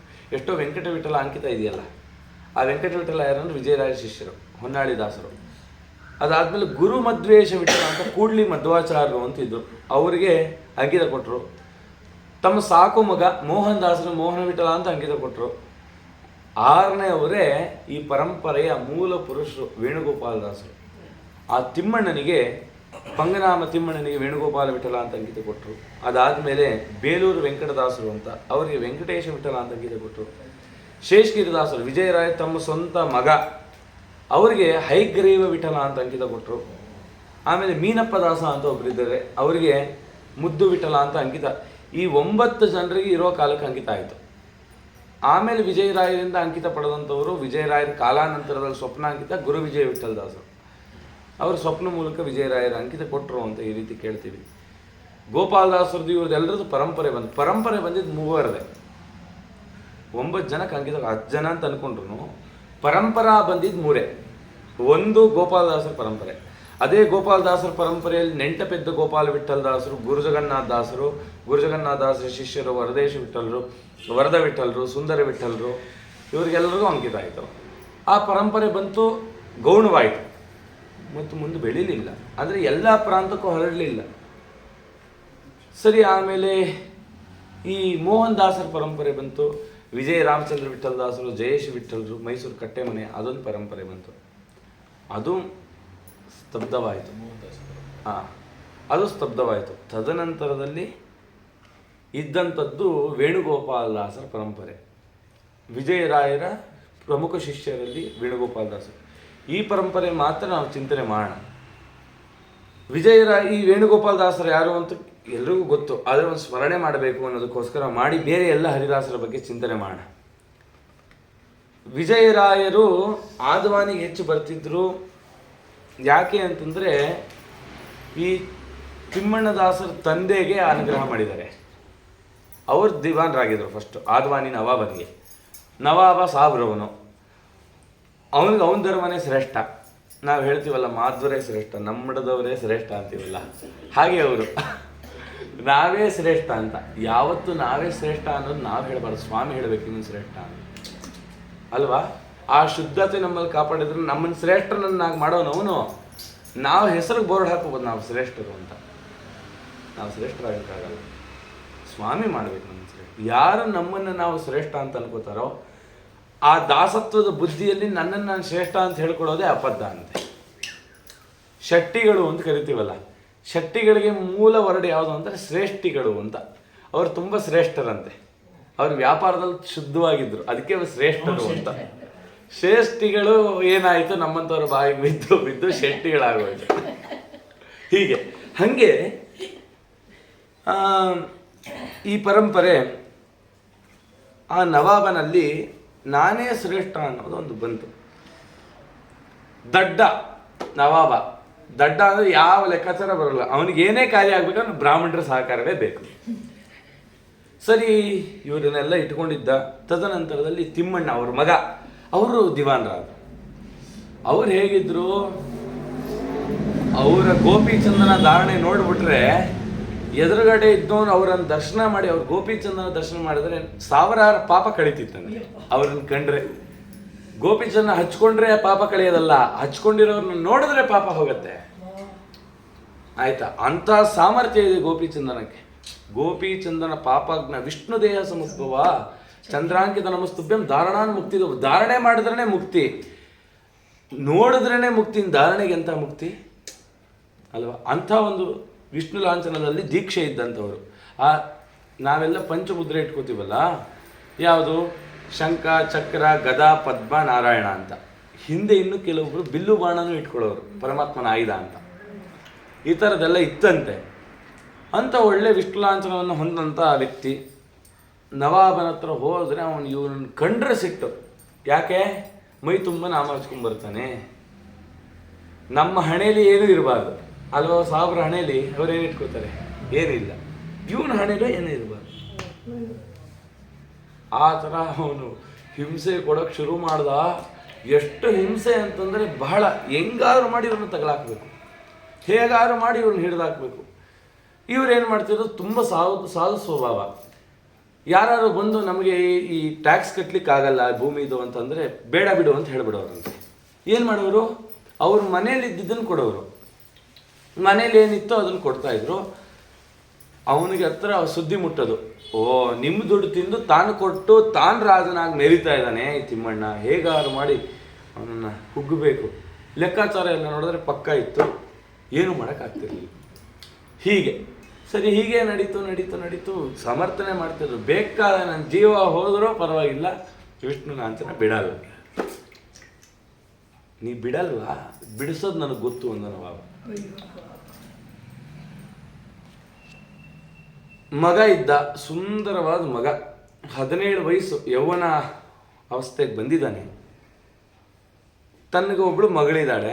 ಆ ಮಗಳಿಗೆ ಹೇಳೋದು, ಏನು ಮಾಡ್ತೀಯೋ ಗೊತ್ತಿಲ್ಲ, ಆ ಆ ತಿಮ್ಮಣ್ಣನ ಮಗನ ನೀನು ಪ್ರೀತಿ ಮಾಡು, ನೀನು ಮದುವೆ ಆಗು. ಇಂಟರ್ ಕ್ಯಾಸ್ಟ್ ಮ್ಯಾರೇಜು, ನಿನ್ನೆ ಮೊನ್ನೆದಲ್ಲ, ವಿಜಯರಾಯ ಕಾಲದ್ದು. ಅವಳು ಮೋಹಗೊಳಿಸ್ಬಿಟ್ಲು.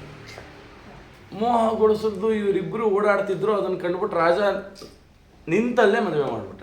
ದಾಸರು ಗೊತ್ತೇ ಇಲ್ಲ, ತಿಮ್ಮಣ್ಣನಿಗೆ ಗೊತ್ತೇ ಇಲ್ಲ. ಗೊತ್ತಾದ್ಮೇಲೆ ಒದ್ದಾಡ್ಬಿಟ್ರು, ತುಂಬ ಒದ್ದಾಡ್ಬಿಟ್ರು. ಎಂಥ ಸ್ಥಿತಿಗೆ ಬಂದ್ಬಿಟ್ಟೆ ನಾನು, ಏನಿದು ನನ್ನ ಮನೆಯಲ್ಲಿ ಎಂಥ ಪರಂಪರೆ, ನಮ್ಮ ಪರಂಪರೆಯಲ್ಲಿ ಈ ಥರ 1000 ಮದುವೆ ಆಗ್ಬಿಟ್ನಲ್ಲಪ್ಪ ಅಂತ ತುಂಬ ನೋವಾಗೋಯ್ತು. ಅಷ್ಟಕ್ಕೆ ಸುಮ್ಮನೆ ಆಗಲಿಲ್ಲ ಆ ನವಾಬ. ಇನ್ನೂ ಇವ್ರು ಪೀಡಿಸ್ಬೇಕು. ಮಗಳಿದ್ಲು, ಅವ್ರು ಅಂದ್ಕೊಂಡ್ರು. ಆಗಿದ್ದಾಗೋಯ್ತು, ನನಗೆ ಪ್ರಾರಬ್ಧ ಕರ್ಮ ಅನುಭವಿಸಲೇಬೇಕು, ಪರಮಾತ್ಮ ಕೊಟ್ಟ ಆಜ್ಞೆಯನ್ನು ಪರಿಪಾಲನೆ ಮಾಡಲೇಬೇಕು.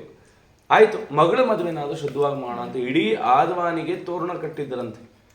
ದಿವಾನ್ರಲ್ವಾ, ತೋರಣ ಕಟ್ಟು ಮದುವೆ ಮಾಡಿ ದಿಬ್ಬಣ ಬರ್ತಿದ್ರೆ ಬೆಂಕಿ ಹಚ್ಚಿಬಿಟ್ನಂತೆ.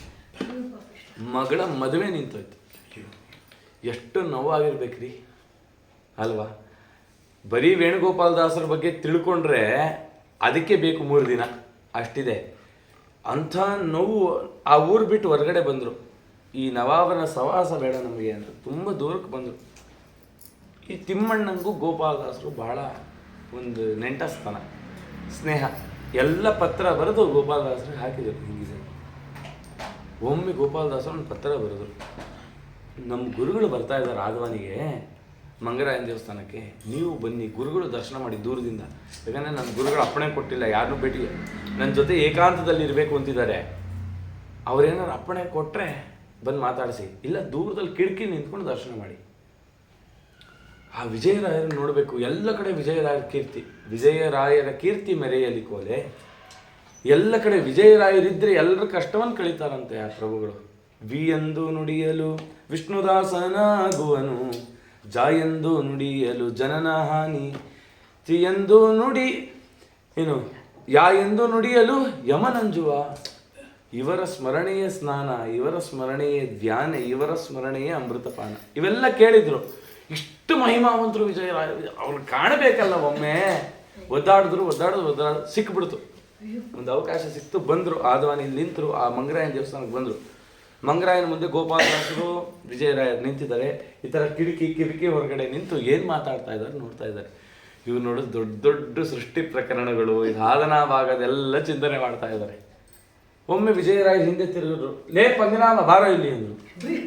ಗೋಪಾಲದಾಸರು ನಡ್ಕ ಬಂದ್ಬಿಡ್ತು, ಏನಿದು? ಹಿಂದೆ ನಿಂತಿರೋರು ಇವ್ರಿಗೆ ಹೆಂಗೆ ಗೊತ್ತಾಯ್ತು? ಹೆಸರಿಟ್ಟು ಬೇರೆ ಹಿಂಗೆ ಪಂಗನಾಮ ಬಾ ಅಂತ ಹೇಳಿದ್ರು. ಯಾಕಂದರೆ ಇವರೇ ಹಿಂದೆ ಬೇಲೂರು ವೈಕುಂಠದಾಸರು ಅಲ್ಲಿ ಪಂಗನಾಮ ಇಟ್ಕೊತಿದ್ರು. ಅವ್ರು ಅಯ್ಯಂಗಾರರು, ಅವನೇ ಇವನಾಗಿ ಹುಟ್ಟು ಬಂದಿದ್ದಾನೆ ಅಂತ ಬಂದರು. ಆಯಿತು, ಏನೂ ಚಿಂತೆ ಮಾಡಬೇಡ, ಸ್ವಾಮಿ ಇದನ್ನು ಅನುಗ್ರಹ ಮಾಡ್ತಾನೆ ಅಂತಂದರು. ಆಯಿತು ಅಂತೆಲ್ಲ ಅಂದರು. ಗುರುಗಳೇ, ನಾನಾ ವಿಧವಾದ ವ್ಯಾಧಿಗಳು ನನ್ನನ್ನು ಕಾಡ್ತಾ ಇದೆ. ಮನೋವ್ಯಾಧಿ, ದೈಹಿಕ ವ್ಯಾಧಿ. ದೇಹಕ್ಕೆ ಏನಾರಾದರೆ ಮಾತ್ರೆ ತೊಗೋಬೋದು, ಮನಸ್ಸಿಗಾದರೆ ಏನು ತೊಗೊಳ್ಳೋಣ ಅಲ್ವಾ? ಯಾರ ಮನೇಲಿ ಯಾರಿಗೆ ಏನು ಚಿಂತೆ ಇಲ್ಲ ಹೇಳಬೇಕು. ನಾ ಕೋಟ್ಯಾಧೀಶ್ವರ, ನಂಗೆ ಬೇಕಾದ್ದೆಲ್ಲ ಇದೆ, ಏನೋ ಒಂದು ಚಿಂತೆ ಕೊಟ್ಟಿರ್ತಾನೆ ದೇವರು, ಊಟ ಸೇರ್ತಿಲ್ಲ ಅಂತಾರೆ. ಯಾವುದು ಗೊತ್ತಾ ನೆಮ್ಮದಿ? ಯಾರು ಹೊಟ್ಟೆ ತುಂಬ ಊಟ ಮಾಡ್ತಾರೆ, ಕಣ್ಣು ತುಂಬ ನಿದ್ದೆ ಮಾಡ್ತಾರೆ, ಅವನೇ ಸುಖ ಪುರುಷ. ನಿಜವಾಗ್ಲು ಎಲ್ಲ ದುಡ್ದು ಮನೇಲಿ ಯಾರು ಅದು ಕರೆಕ್ಟಾಗಿದ್ದು ಜೀವನ ನಡೀತಿದೆ, ಅವನೇ ಸುಖ ಪುರುಷ. ಎಲ್ಲ ದುಡಿತಾ ಇದೀವಿ, ಮಾಡ್ತಾ ಇದೀವಿ, ನಿದ್ದೆ ಇಲ್ಲ, ಒಂದೊತ್ತು ಊಟ ಇಲ್ಲ ಅಂದರೆ ಏನು ಬಂತು ಅಲ್ವಾ? ಅದು ನೆಮ್ಮದಿಯನ್ನು ಕೊಡುತ್ತೆ. ಆ ರೀತಿ ಹೇಳಿದ್ರು, ತುಂಬ ವ್ಯಾಧಿಯಿಂದ ಒದ್ದಾಡ್ತಾ ಇದ್ದೀನಿ ಪ್ರಭು, ನೀವು ಉದ್ಧಾರ ಮಾಡಬೇಕು. ಗಟ್ಟಿ ಕಾಲು ಹಿಡಿದುಬಿಟ್ರು. ನನ್ನ ಹಿಂದೆ ಬಾ ಅಂದರು ಅಷ್ಟೆ. ಗುರುಗಳು ಏನು ಮಾಡ್ತಾರೆ, ನನ್ನನ್ನು ಪರಿಪಾಲನೆ ಮಾಡು. ನೇರವಾಗಿ ಯಾರು ಕೂಡ ಅನುಗ್ರಹ ಮಾಡಲ್ಲ, ಅವರಿಂದ ಏನಾದ್ರು ಒಂದು ಸೇವೆ ತಗೊಂಡೇ ಅನುಗ್ರಹ ಮಾಡೋದು. ಸೇವೆ ಮಾಡಬೇಕು, ಗುರುಗಳ ಸೇವೆ ಮಾಡಬೇಕು ಅಂತ ಹಿಂದೆ ಬಂದರು. ವಿಜಯರಾಯರು ಮಾರನೇ ದಿನ ಸ್ನಾನ ಮಾಡ್ತಿದ್ರೆ, ಅವ್ರು ಸ್ನಾನ ಮಾಡ್ತಿದ್ದ ನೀರೆಲ್ಲ ಒಂದು ಕಡೆ ನಿಂತಿತ್ತು. ಆ ಕೆಸರಲ್ಲಿ ಹೊರಳಾಡ್ಬಿಟ್ರು. ಯಾರು? ತಿಮ್ಮಣ್ಣ. ಒದ್ದಾಡ್ಬಿಟ್ರು. ವಿಜಯರಾಯ ನೋಡಿದ್ರು, ಏನಿದು? ಗುರುಗಳೇ, ನಿಮ್ಗೆ ಸ್ಪರ್ಶ ಆದ ಜಲ ನನಗೆ ಅಮೃತ ಸದೃಶ, ಅದು ಗುರುಭಕ್ತಿ. ಶುಭ್ರನಾಗಿ ಬಾ ಅಂತ ಹೇಳೋ ಒಂದು ತಲೆ ಮೇಲೆ ಕೈ ಇಟ್ಟು ಅನುಗ್ರಹ ಮಾಡಿ, ನಿಮಗೆ ಅಂಕಿತ ಕೊಟ್ಟು ನಿಮಗೆ ಅನುಗ್ರಹ ಮಾಡ್ತೀನಿ, ನಿನ್ನ ವ್ಯಾಧಿಗಳೆಲ್ಲ ಅಪಮೃತ್ಯುವನ್ನು ಪರಿಹಾರ ಮಾಡ್ತೀನಿ ಅಂತ ಆದವಾನಿಯಲ್ಲಿ ಒಂದು ಪ್ರಾಣದೇವರ ಪ್ರತಿಷ್ಠಾಪನೆ ಮಾಡಿ ಅನುಗ್ರಹ ಮಾಡಿದ್ರು. ಈ ಅನುಗ್ರಹ ಮಾಡೋಕ್ಕೆ ತಕ್ಷಣದಲ್ಲಿ ಅಲ್ಲೊಂದು ಸರಿ ಹೇಳಿದರು. ಅದಾದಮೇಲೆ ವಿಜಯರಾಯರು ತಿರುಪತಿ ಯಾತ್ರೆಗೆ ಹೊರಟಿದ್ರು. ಆಗ ಗೋಪಾಲದಾಸರ ತಮ್ಮಂದರು ಮೋಹನ್ ದಾಸರು ಇವ್ರನ್ನ ಕರೆದ್ರು, ಬನ್ನಿ ಅಂತ. ಎಲ್ಲ ತಿರುಪತಿ ಯಾತ್ರೆಗೆ ಹೋದ್ರು. ತುಂಬ ಚೆನ್ನಾಗಾಯಿತು ತಿರುಪತಿ ಯಾತ್ರೆ, ದೇವರ ದರ್ಶನ ಆಯಿತು, ಎಲ್ಲ ಆಯಿತು. ಇವರೊಬ್ಬರು ಮಾತ್ರ ದರ್ಶನಕ್ಕೆ ಬರೋಕ್ಕಾಗಲಿಲ್ಲ. ಗರುಡಗಂಬ ಇದೆಯಲ್ಲ, ಅಲ್ಲಿ ಬಿದ್ದುಬಿಟ್ರು. ಬಿದ್ದೋರು ಮೂರ್ಛೆ ಹೋಗ್ಬಿಟ್ಟಿದ್ದಾರೆ, ಸಾವಿನ ಅಂಚಲಿದ್ದಾರೆ ತಿಮ್ಮಣ್ಣ. ಎಲ್ಲ ಒದ್ದಾಡ್ಬಿಟ್ರು. ಬ್ರಹ್ಮೋತ್ಸವ ಸಂದರ್ಭ, ದೇವಸ್ಥಾನದೊಳಗೆ ಸಾವಾದರೆ ಹೇಗೆ? ಗೋಪಾಲದಾಸರ ತಮ್ಮಂದರು ರೋದನೆ ಪಟ್ಬಿಟ್ರು, ಕಣ್ಣಲ್ಲಿ ನೀರು ಹಾಕ್ಬಿಟ್ರು. ವಿಜಯರಾಯರು ಒಳಗಡೆ ಇದ್ದಾರೆ ಗರ್ಭಗುಡಿಯಲ್ಲಿ, ಅವ್ರಿಗೆ ಗೊತ್ತಿಲ್ಲ ವಿಚಾರ ಹೀಗಾಗಿದೆ. ನಮ್ಮ ಜೊತೆಲಿ ಬಂದವ್ರಿಗೆ ಒಂಚೂರು ಜ್ವರ ಬಂದ್ಬಿಟ್ರೆ ಯಾತ್ರೆಗಳು ಹೋದರೆ ಎಲ್ರಿಗೂ ಹೇಗಾಗುತ್ತೆ, ಇನ್ನು ಅವ್ರ ಸ್ಥಿತಿ ಹೇಗಿರಬೇಕು? ಕತೆ ಕೇಳೋದು ಸುಲಭ, ಅದನ್ನು ಅನುಭವಿಸಿದಾಗ ಗೊತ್ತಾಗುತ್ತೆ. ಆ ರೀತಿ ಒದ್ದಾಟ ಆಗೋಯ್ತು. ತಕ್ಷಣ ಗುರುಗೋಪಾಲ ವಿಠಲ್ ಹೋದ್ರು, ಸೀನಪ್ಪ ದಾಸರು ಅಂತ. ಪ್ರಭು ಉದ್ಧಾರ ಮಾಡಿ, ಆ ಜೀವಿಯನ್ನು ಉದ್ಧಾರ ಮಾಡಿಬಿಡಿ, ದಯವಿಟ್ಟು ಅವನ ಜೀವ ಹೋಗ್ತಿದೆ, ನೀವು ಬಂದು ಕಾಪಾಡಬೇಕು. ವಿಜಯರಾಯ ತಕ್ಷಣ ಬಂದು ಆಪತ್ ಪರಿಹಾರಕ್ಕಾಗಿ ಅವರಿಗೆ ಆ ಅಪಮೃತ್ಯು ಪರಿಹಾರಕ್ಕಾಗಿ ಅಪಮೃತ್ಯು ಸುಳಾದಿಯನ್ನು ಮಾಡಿ ತಕ್ಷಣದಲ್ಲಿ ತಲೆ ಮೇಲೆ ಕೈ ಇಟ್ಟು ಸ್ವಾಮಿ ನಿನಗೆ ಅನುಗ್ರಹ ಮಾಡ್ತಾನೆ, ನಾನು 2 ವರ್ಷ ನಿನಗೆ ದಾನ ಮಾಡ್ತೀನಿ ನಡಿ ಅಂತ ಹೇಳಿ ಕರ್ಕೊಂಡು ಹೋಗಿ ಆವಾಗ ಅವ್ರಿಗೆ ಅಂಕಿತ ಪ್ರದಾನ ಮಾಡಿದ್ರು. ಈ ರೀತಿಯಲ್ಲಿ ಆಯಿತು. ಅವ್ರಿಗೆ ಶಕ್ತಿಯಲ್ಲಿ ತಿಮ್ಮಣ್ಣ ಅಂತ ಕರೆದ್ರು, ಭಕ್ತಿಯಲ್ಲಿ ಬಾಗಣ್ಣ ಗೋಪಾಲದಾಸರಿಗೆ. ಇವ್ರಿಗೆ ಶಕ್ತಿಯಲ್ಲಿ ತಿಮ್ಮಣ್ಣ. ಏನು ಶಕ್ತಿ? ಯೋಗ ಶಕ್ತಿ. ಒಮ್ಮೆ ಹೀಗೆ ಮನೆಯಲ್ಲಿ ಅವ್ರ ತಂದೆ ಶ್ರಾದ್ದ ಮಾಡ್ತಿದ್ದಾರೆ ತಿಮ್ಮಣ್ಣದಾಸರು ಆದವಾನಿಯಲ್ಲಿ. ಈ ಛಾಯಾ ಭಗವತಿ ಅಂತ ಹೇಳಿ ಒಂದು ದೇವಸ್ಥಾನ ಇದೆ, ಕೇಳಿದ್ದೀರಾ? ಛಾಯಾ ಭಗವತಿ ತುಂಬ ಫೇಮಸ್ಸು. ಅಕ್ಷಯ ತೃತೀಯ ದಿನ ಮಾತ್ರ ತೆಗಿತಾರೆ, ದರ್ಶನ ಮಾಡ್ತಾರೆ. ಅಷ್ಟು ಕೃಷ್ಣಾ ನದಿ ಇದತ್ರ ಅಲ್ಲಿ ಎಷ್ಟೊಂದು ಕೊಳಗಳಿದೆ. ಕೃಷ್ಣಾ ನದಿ ಬೇರೆ ಟೈಮಲ್ಲಿ ಮಾಡ್ಲಿಕ್ಕಾಗಲ್ಲ, ಬೇಸಿಗೆ ಬಾಕಿ ಟೈಮ್. ನೀವು ಗೂಗಲಲ್ಲಿ ಆಮೇಲೆ ಸರ್ಚ್ ಮಾಡಿ ಛಾಯಾ ಭಗವತಿ ಟೆಂಪಲ್ ಅಂತ ಯೂಟ್ಯೂಬಲ್ಲಿ. ಅಲ್ಲಿ ಎಷ್ಟು ಫೋರ್ಸ್ ಆಗಿ ಹರಿಯುತ್ತೆ ಕೃಷ್ಣಾ ನದಿ ಅಂದರೆ ಮುಟ್ಲಿಕ್ಕಾಗಲ್ಲ, ಮುಟ್ಟಿದ್ರೆ ಹೇಳ್ಕೊಂಡು ಹೊರಟೋಗುತ್ತೆ. ಎಲ್ಲ ಬಂಡೆ, ಅಷ್ಟು ಸುಳಿಗಳಲ್ಲಿ, ಸಾವಿರಾರು ಸುಳಿಗಳು. ಅಂಥ ಜಾಗದಲ್ಲಿ ಏನಾಗುತ್ತೆ, ಆ ಬಂಡೆ ಎಲ್ಲ ಕೊರೆದು ಹೋಗಿರ್ತಾರೆ, ಅಲ್ಲೆಲ್ಲ ಸ್ನಾನ ಮಾಡ್ತಾರೆ. ಸ್ನಾನ ಮಾಡಿ ಸಾಯಬೇಕು. ತುಂಬ ಪ್ರಸಿದ್ಧವಾದ ದೇವಸ್ಥಾನ, ಪುರಾಣಗಳಲ್ಲಿ ಉಲ್ಲೇಖ ಇರುವಂಥ ದೇವಸ್ಥಾನ ಅದಕ್ಕೆಲ್ಲ. ಅಲ್ಲಿ ವಿಜಯರಾಯರು ಬಂದಿದ್ದಾರೆ ಅಕ್ಷಯ ತೃತೀಯ ದಿನ. ಅವ್ರ ತಂದೆ ಶ್ರಾದ್ದ ಮಾಡ್ತಿದ್ದಾರೆ. ಶ್ರಾದ್ದ ಎಲ್ಲ ಮುಗೀತು, ಪಿಂಡ ವಿಸರ್ಜನೆ ಮಾಡಬೇಕಲ್ಲ. ಆದ್ವಾನಿಯಲ್ಲಿ ಛಾಯಾ ಭಗವತಿ ಕೃಷ್ಣಾ ನದಿ ತೀರ ಇದೆ, ತುಂಬ ದೂರ. ತಮ್ಮ ಧ್ಯಾನ ಶಕ್ತಿಯಿಂದ ವಿಜಯರಾಯರಲ್ಲಿದ್ದಾರೆ ಅಂತ ಹೇಳ್ಬಿಟ್ಟು ಅಲ್ಲಿಗೆ ಬಂದ್ಬಿಟ್ಟಿದ್ದಾರೆ. ಧ್ಯಾನ ಶಕ್ತಿಯಿಂದ ಪಿಂಡ ವಿಸರ್ಜನೆ ಮಾಡ್ತೀನಿ ಅಂತ. ಯಾರೋ ನಮ್ಮ ತಿಮ್ಮಣ್ಣದಾಸರು, ವೇಣುಗೋಪಾಲದಾಸರು ಅರ್ಥಾತ್ ಬಂದಿದ್ದಾರೆ. ವಿಜಯರಾಯರು ನೋಡಿದ್ರು, ಊಟದ ಸಂದರ್ಭಕ್ಕೆ ಬಂದಿದ್ಯಾ, ನೈವೇದ್ಯ ಆಗಿದೆ, ಊಟ ಮಾಡ್ಕೊಂಡು ಹೋಗು.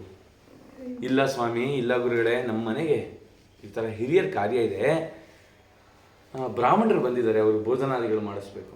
ಸರಿ ಆಯ್ತು, ತೀರ್ಥ ಕೊಡ್ತೀನಿ ತಗೋ. ವಿಜಯರಾಯರ ತೀರ್ಥಕ್ಕೆ ಅಂತ ಇಟ್ಕೊಂಡಿದ್ರಲ್ಲ, ಆ ತೀರ್ಥದ ಪಂಚತ್ರ ಇತ್ತು. ಇವರು ಪಂಚತ್ರ ತಂದಿದ್ರು ವಿಸರ್ಜನೆಗೆ. ಇವ್ರು ಹೇಳಿದ್ರು, ವಿಜಯರಾಯ ನಿಮ್ಮ ಪಂಚತ್ರಿಗೆ ಹಾಕ್ತೀನಿ, ತೊಗೊಂಡು ಹೋಗಿ.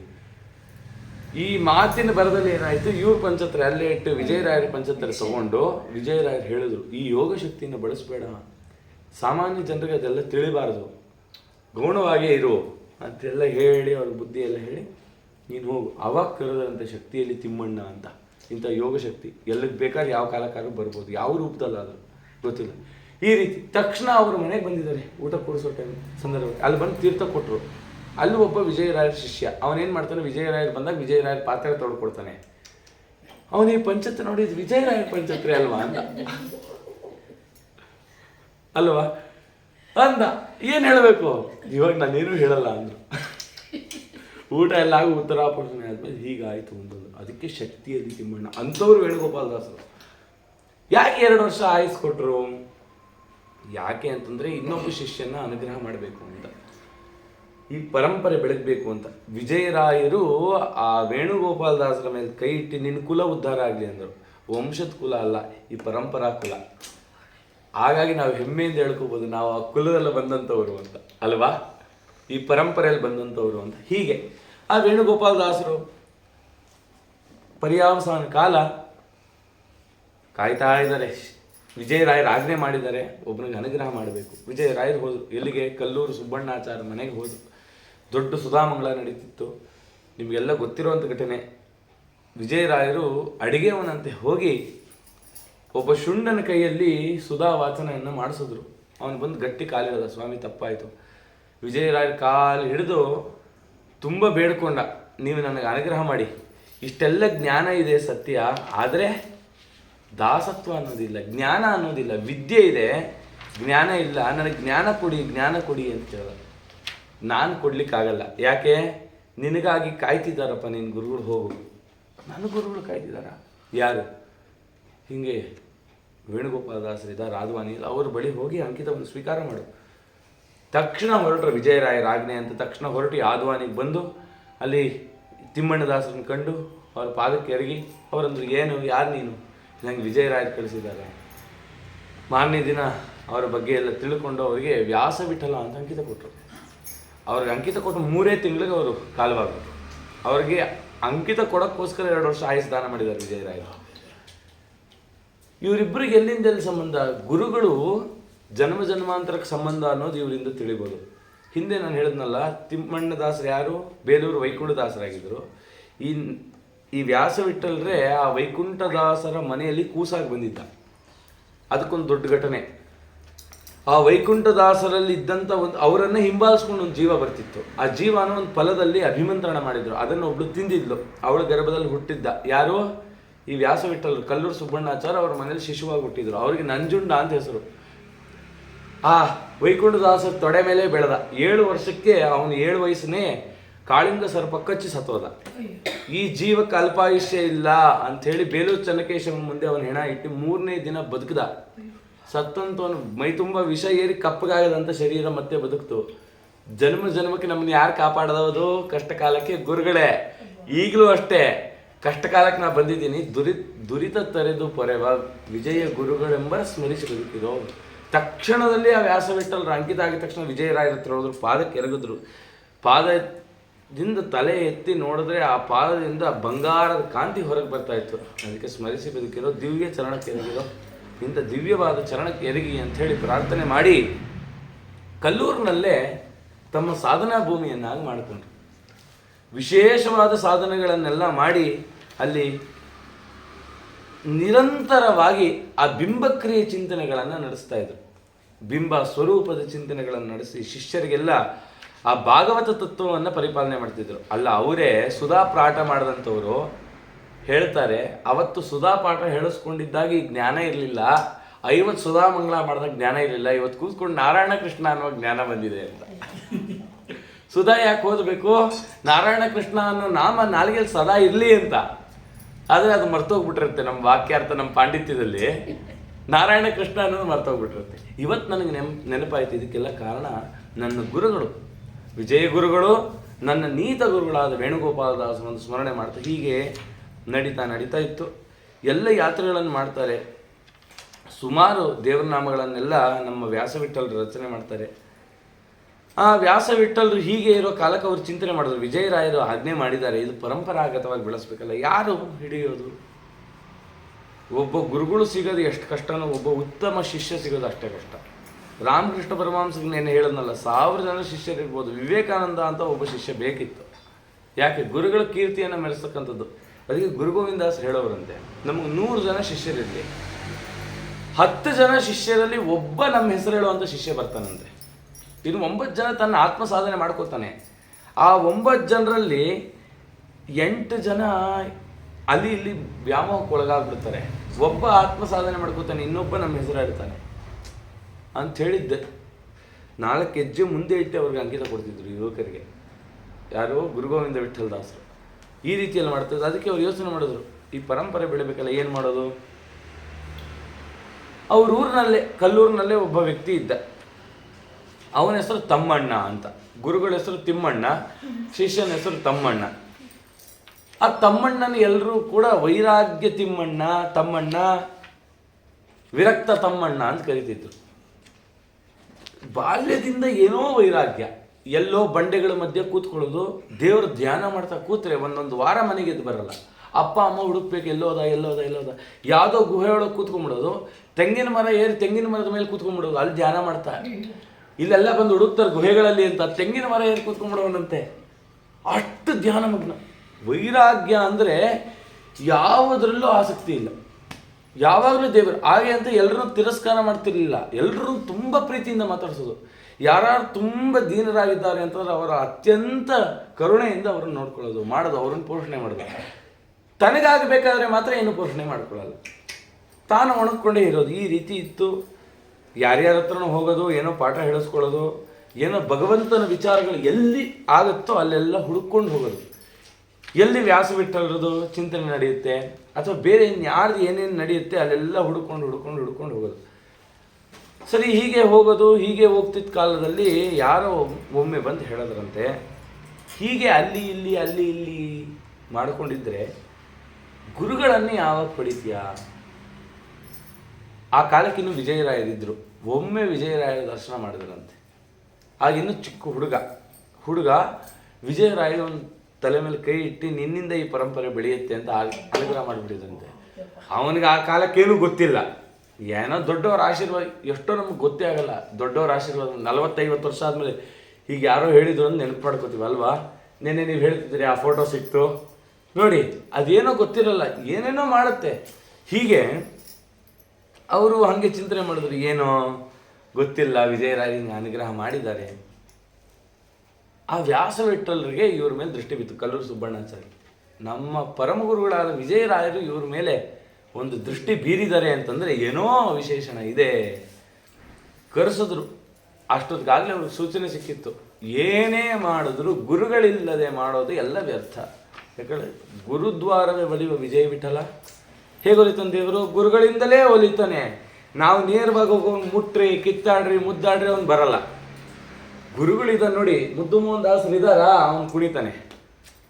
ಯಾಕೆ? ಅವ್ರನ್ನ ಹಿಡಿದು ನಾನು ಬರ್ತಿದ್ದೆ ಒಂದು ವಾಹಿನಿ. ಇಲ್ಲ ಅಂತಂದರೆ ನೋಡಲ್ಲ, ಅವನು ಕೇರ್ ಮಾಡಲ್ಲ. ಈ ರೀತಿ ಅಂಥದ್ದು ಮಾಡೋ ಕಾಲಕ್ಕೆ ಅವರಿಗೆ ಅಂಕಿತವನ್ನು ಕೊಟ್ಟರು. ರಘುಪತಿ ವಿಠಲ ಅಂತ ಅಂಕಿತ ಕೊಟ್ಟರು ವ್ಯಾಸ ವಿಠಲರು. ಅವ್ರ ಹತ್ರ ಬಂದು ಶರಣಾದರು ಇವರು. ಅದಕ್ಕೆ ಲೋಕದಲ್ಲಿ ಅವರು ಪರಮ ವೈರಾಗ್ಯಶಾಲಿ ತಮ್ಮಣ್ಣ. ಗುರುಮಧ್ವರಾಯರಿಗೆ ನಮೋ ನಮ್ಮಲ್ಲಿ ಹೇಳ್ತೀವಲ್ಲ, ಪರಮ ವೈರಾಗ್ಯಶಾಲಿ ತಿಮ್ಮಣ್ಣ ದಾಸರಿಗೆ, ಉಂಡೆಕಾರ ದಾಸರಿಗೆ ಪರಮ ವೈರಾಗ್ಯಶಾಲಿ ತಿಮ್ಮಣ್ಣ ದಾಸರು ನಮ್ಮ ಪರಂಪರೆಯವರು. ಅಂದರೆ ರಘುಪತಿ ವಿಠಲ ದಾಸರು. ಅವರು ವಿಜಯರಾಯರ ಮೇಲೆ ಹಾಡು ಮಾಡ್ತಾರೆ. ವಿಜಯರಾಯ ಗುರು ರಾಜಾದಿರಾಜ ಮಹಾ ರಾಜ ಶಿರೋರಥುನ. ಈ ವಿಜಯರಾಯರು ಹೇಗಿದ್ದಾರೆ ಅಂತಂದರೆ, ಪರಮಾತ್ಮನ ಕಿರೀಟದಲ್ಲಿ, ಕಿರೀಟ ಸಾಮಾನ್ಯವಾಗಿ ದೇವರ ಕಿರೀಟ ನೋಡ್ತೀವಿ, ಅವನ ಮುಖ ನೋಡಿದಾಗ ಏನು ಕಾಣುತ್ತೆ? ನಾಮ ಕಾಣುತ್ತೆ, ಕೆಂಪಿಗಿದೆ ಅಂತ. ಮೇಲ್ಗಡೆ ಏನೋ ಪದಕ ಇದೆ ಅಂತ ನೋಡ್ತೀವಿ. ಆ ಪರಮಾತ್ಮನ ಈ ಪದಕ ಇದೆಯಲ್ಲ, ವಿಜಯರಾಯರ ಆ ಪದಕ ಅಂತೆ. ಮೆರೆಸ್ತಾ ಇದ್ದಾನಂತೆ ಕಿರೀಟದ ಮೇಲೆ ಇಟ್ಕೊಂಡು, ತಲೆ ಮೇಲೆ ಇಟ್ಕೊಂಡು ಮೆರೆಸ್ತಾರೆ ಅಂತಾರಲ್ಲ, ವಿಜಯರಾಯರ ಶ್ರೀನಿವಾಸ ದೇವ್ರ ತಲೆ ಮೇಲೆ ಇಟ್ಕೊಂಡು ಮೆರೆಸ್ತಾ ಇದ್ದಾರೆ ಅಂತ ಚಿಂತನೆ ಮಾಡ್ತಾ ಎಂಥ ಮಾತು ಹೇಳ್ತಾರೆ. ಆನೆಂಬೋ ಅಹಂಕಾರವನ್ನೇ ತೊಲಗಿಸೋ ನಿನ್ನವರ ಅವರೆನಿಸೋ. ಅಂದರೆ ಸ್ವಾಮಿ, ಆನೆಯಂತೆ ಇದೆಯಂತೆ ಅಹಂಕಾರ. ಆನೆಗೆ ಎಂಥ ಮದ ಅಂತಂದರೆ ಕತ್ತಲಾಡ್ಸಲ್ಲ ಒಮ್ಮೊಮ್ಮೆ. ದೇವಸ್ಥಾನಕ್ಕೆ ಹೋದರೆ, ಯಾವುದೇ ದೇವಸ್ಥಾನ, ವಿಷ್ಣುದ ಮಂದಿರಕ್ಕೆ ಹೋದರೆ ಗಜಲಕ್ಷ್ಮಿ ಇರ್ತಾಳೆ ಹೊಸಲಲ್ಲಿ, ಆ ಕಡೆ ಈ ಕಡೆ ಆನೆ. ಲಕ್ಷ್ಮೀದೇವಿ ಹೇಳ್ತಿದ್ದಾಳೆ, ನಿನಗೆ ಒಂದು ಆನೆಯಷ್ಟು ಅಹಂಕಾರ ಇದ್ದರೆ ನನಗಿರೋ ಸಂಪತ್ತಿಗೆ 2 ಆನೆಯಷ್ಟು ಅಹಂಕಾರ ನನಗೆ. ಆದರೆ ಹೊಸ್ಲತ್ರ ಬಿಟ್ಟು ದಾಸಿಯಾಗಿ ಒಳಗೆ ಹೋಗಿದ್ದೀನಿ ಅಂತಾಳೆ. ಅದಕ್ಕೆ ಗಜಲಕ್ಷ್ಮಿ ಇರೋದು. ನಿಮ್ಮ ಅಹಂಕಾರ ನನ್ನ ಹತ್ರನೇ ಬಿಟ್ಟು ಹೋಗಿ ಅಂತ. ನಾವಲ್ಲಿ ನಮಸ್ಕಾರ ಮಾಡಿಬಿಟ್ಟು ಇಲ್ಲಿ ಮಾಡಿದ್ರೆ ದುಡ್ಡು ಬರುತ್ತಂತೆ ಅಂತ ಈ ರೀತಿ ಮಾಡ್ತೀವಿ. ಈ ರೀತಿ ಕೇಳ್ತಾರೆ, ನನ್ನ ಅಹಂಕಾರವನ್ನು ಕಳಿಸಿ. ಅನೇಕ ಚಿಂತನೆ. ಅದರಲ್ಲಿ ರಘುಪತಿ ವಿಠಲ ದಾಸರು ಎಷ್ಟು ಚೆನ್ನಾಗಿ ಹೇಳಿದ್ದಾರೆ ಒಂದು ಮಾತು ಅಂದರೆ, ನಿಮ್ಮ ಕೊಂಡಾಡುವ ಬುಧರು ಕಾಣಲು ಅವ ರೆಮ್ಮಾಪ್ತರೆಂದೆನಿಸಿ. ನಿಮ್ಮನ್ನು ಯಾರ್ಯಾರು ಕೊಂಡಾಡ್ತಾರಲ್ಲ ಆ ಎಲ್ಲ ಸುಜೀವಿಗಳು ನನಗೆ ಬಂಧುಗಳಾಗಲಿ. ವಿಜಯರಾಯ್ ನಮಗೆ, ನಾವು ಕೇಳ್ತೀವಲ್ಲ, ಯಾರೋ ನಮ್ಮ ಅತ್ತೆ ಮಾತಾಡಿಸ್ತಾ ಇಲ್ಲ, ನನ್ನ ಹೇಗಾರು ಮಾಡಿ ಮಾತಾಡಿಸ್ಬೇಕು, ಅವ್ರ ಮನೆ ಕಾರ್ಯಕ್ರಮದಲ್ಲಿ ನಾನೇ ನಿಂತು ಓಡಾಡಬೇಕು, ಅವ್ರ ಮನೆ ಮದುವೆಲಿ ಏನೇನೋ ಈ ಥರದ್ದೆಲ್ಲ ನಡೀತಿರುತ್ತಲ್ಲ, ಅವ್ರು ಅದು ಕೇಳಲೇ ಇಲ್ಲ. ಸ್ವಾಮಿ, ನಿಮ್ಮನ್ನು ಆರಾಧನೆ ಮಾಡ್ತಾರಲ್ಲ ಅವ್ರು ನನ್ನ ಬಂಧುಗಳಾಗಲಿ. ಎಂಥ ಮಾತು ರೀ. ಆಮೇಲೆ ಹೇಳ್ತಾರೆ, ನಿಮ್ಮ ಪುಣ್ಯದ ಪುತ್ರ ಗೋಪಾಲದಾಸರು ಯಮ ರಕ್ಷಕರಾಗಲಿ. ನಿಮ್ಮ ಪುಣ್ಯದ ಪುತ್ರ, ಪ್ರೀತಿಯ ಪುತ್ರ ಗೋಪಾಲದಾಸರು ನಮ್ಮನ್ನು ರಕ್ಷಣೆ ಮಾಡಲಿ. ಗೋಪಾಲದಾಸರು ವಿಜಯರಾಯರ ಭಕ್ತರನ್ನು ರಕ್ಷಣೆ ಮಾಡ್ತಾರಂತೆ. ಈ ಪರಂಪರೆಯಲ್ಲಿ ನಾವು ಗೋಪಾಲದಾಸರ ಅನುಗ್ರಹ ಪಾತ್ರರಲ್ಲ, ಈ ಪರಂಪರೆಯಲ್ಲಿ ಬಂದವ್ರಿಗೆ ಗೋಪಾಲದಾಸರು ಹಿಂದೆ ನಿಂತು ರಕ್ಷಣೆ ಮಾಡ್ತಾರಂತೆ. ನಮ್ಮ ಎದುರುಗಡೆ ಯಾರೇ ದುಷ್ಟರು ಬರಲಿ, ಗೋಪಾಲದಾಸರು ನಮ್ಮ ಹಿಂದೆ ನಿಂತು ಆ ದುಷ್ಟರನ್ನೆಲ್ಲ ನಾಶ ಮಾಡ್ತಾರೆ. ನಿಮ್ಮ ಪುಣ್ಯದ ಪುತ್ರ ಗೋಪಾಲದಾಸರು ಯಮಗೆ ರಕ್ಷಕರಾಗಲಿ. ಸುಮ್ಮನರಸ ಗಿರೀಶ ರಘುಪತಿ ವಿಠಲನು ನಮ್ಮ ಸ್ವಾಮಿಯಾಗಲಿ. ವಿಜಯರಾಜ ಗುರು ರಾಜಾದಿ ರಾಜ ಮಹಾರಾಜ ಶಿರೋರತುನ ಅಂತ ಕೊಂಡಾಡಿ ಆ ವಿಜಯರಾಯರನ್ನು ನಮಿಸ್ತಾರೆ. ಅಂಕಿತ ಆದಮೇಲೆ ಗುರುಗಳನ್ನು ನಮಿಸಿ ಇದೇ ರೀತಿ ಪರಂಪರೆ ಬೆಳೆಸ್ಬೇಕಲ್ಲ. ಯಾರು ಬರ್ತಾನೆ ಶಿಷ್ಯ ಅಂತ ಚಿಂತನೆ ಮಾಡ್ತಿದ್ದು. ಬರ್ತಾನೆ ಶಿಷ್ಯ, ಬರ್ತಾನೆ ವಿಜಯರಾಯರ ಆಜ್ಞೆ, ಒಬ್ಬ ಬಂದೇ ಬರ್ತಾನೆ ಅಂತ ಹೇಳಿ ಚಿಂತನೆ ಮಾಡ್ತಾ ಕಲ್ಲೂರಿಗೆ ಆ ಲಕ್ಷ್ಮೀದೇವಿ ಬಂದಿದ್ರು. ಕಲ್ಲೂರು ಲಕ್ಷ್ಮಿ ಅಂತ ಸಾಣೆಕಲ್ ಲಕ್ಷ್ಮೀ ಇದ್ದಾಳದು. ಅವರನ್ನೆಲ್ಲ ಉಪಾಸನೆ ಮಾಡಿದರು. ಕೊಲ್ಲೂರು ಪುರ ವಾಸಸ್ಥಂ ವ್ಯಾಸ ವಿಠಲ ಶಿಷ್ಯಕಂ ರಘುಪತ್ಯಾಖ್ಯ ದಾಸಾರ್ಯಂ ಒಂದೇ ವೈರಾಗ್ಯಶಾಲಿನಂ. ನಮ್ಮ ಪರಂಪರೆಯಲ್ಲಿ ಎಂಥ ವೈರಾಗ್ಯ ಶಿಖಾಮಣಿಗಳು ಅಂತಂದರೆ ಇವರಂಥ ಶಿಖಾಮಣಿಗಳಿಲ್ಲ. ಅವರು ಹೀಗೆ ಇದ್ದ ಕಾಲಕ್ಕೆ ಒಬ್ಬ ಶಿಷ್ಯ, ನಾವು ನಿನ್ನೆ ಉರುಗಾದ್ರೆ ವಿಠಲ ದಾಸರದ ಹೇಳುವಾಗ ತಂದೆ ಮುದ್ದು ಮೋಹನ್ ದಾಸರು ಶಿಷ್ಯನ ಹತ್ರ ಬಂದರು. ಇಲ್ಲಿ ಶಿಷ್ಯ ಗುರುಗಳನ್ನು ಹುಡುಕ್ಲಿಕ್ಕೆ ಅಂತ ಒಬ್ಬ ಬಂದ. ಯಾರವರು ಅಂತಂದರೆ ಕೆಂಬಾವಿ ದಾಸರು ಅಂತ. ಕೆಂಬಾವಿ ಅನ್ನೋದು ತುಂಬ ಸುಪ್ರಸಿದ್ಧವಾದ ಊರು, ತುಂಬ ಮಾಧ್ವರಿದ್ದಂಥ ಊರು. ಆ ಕೆಂಬಾವಿ ಎಲ್ಲಿದೆ ಅಂತಂದರೆ ಗುಲ್ಬರ್ಗದಲ್ಲಿ ಇದೆ ಆ ಕೆಂಬಾವಿ. ಅಲ್ಲಿ ಒಂದು ಒಳ್ಳೆ ಸತ್ಕುಲದಲ್ಲಿ ಅವತಾರ ಮಾಡಿದಂಥವರು ಈ ಕೆಂಬಾವಿ ದಾಸಪ್ಪ ಅಂತ. ತಮ್ಮ ಬಾಲ್ಯದಲ್ಲಿ ಎಲ್ಲ ಷೋಡಶೋಪಚಾರ ಕರ್ಮಗಳು ಸರಿಯಾಗಿ ಆಗಿ ಒಳ್ಳೆ ಸಂಸ್ಕೃತ ಭಾಷೆಯಲ್ಲಿ ಕೆಂಬಾವಿ ದಾಸಪ್ಪ ಒಳ್ಳೆ ಪಾಂಡಿತ್ಯವನ್ನು ಪಡೆದಿದ್ದರು.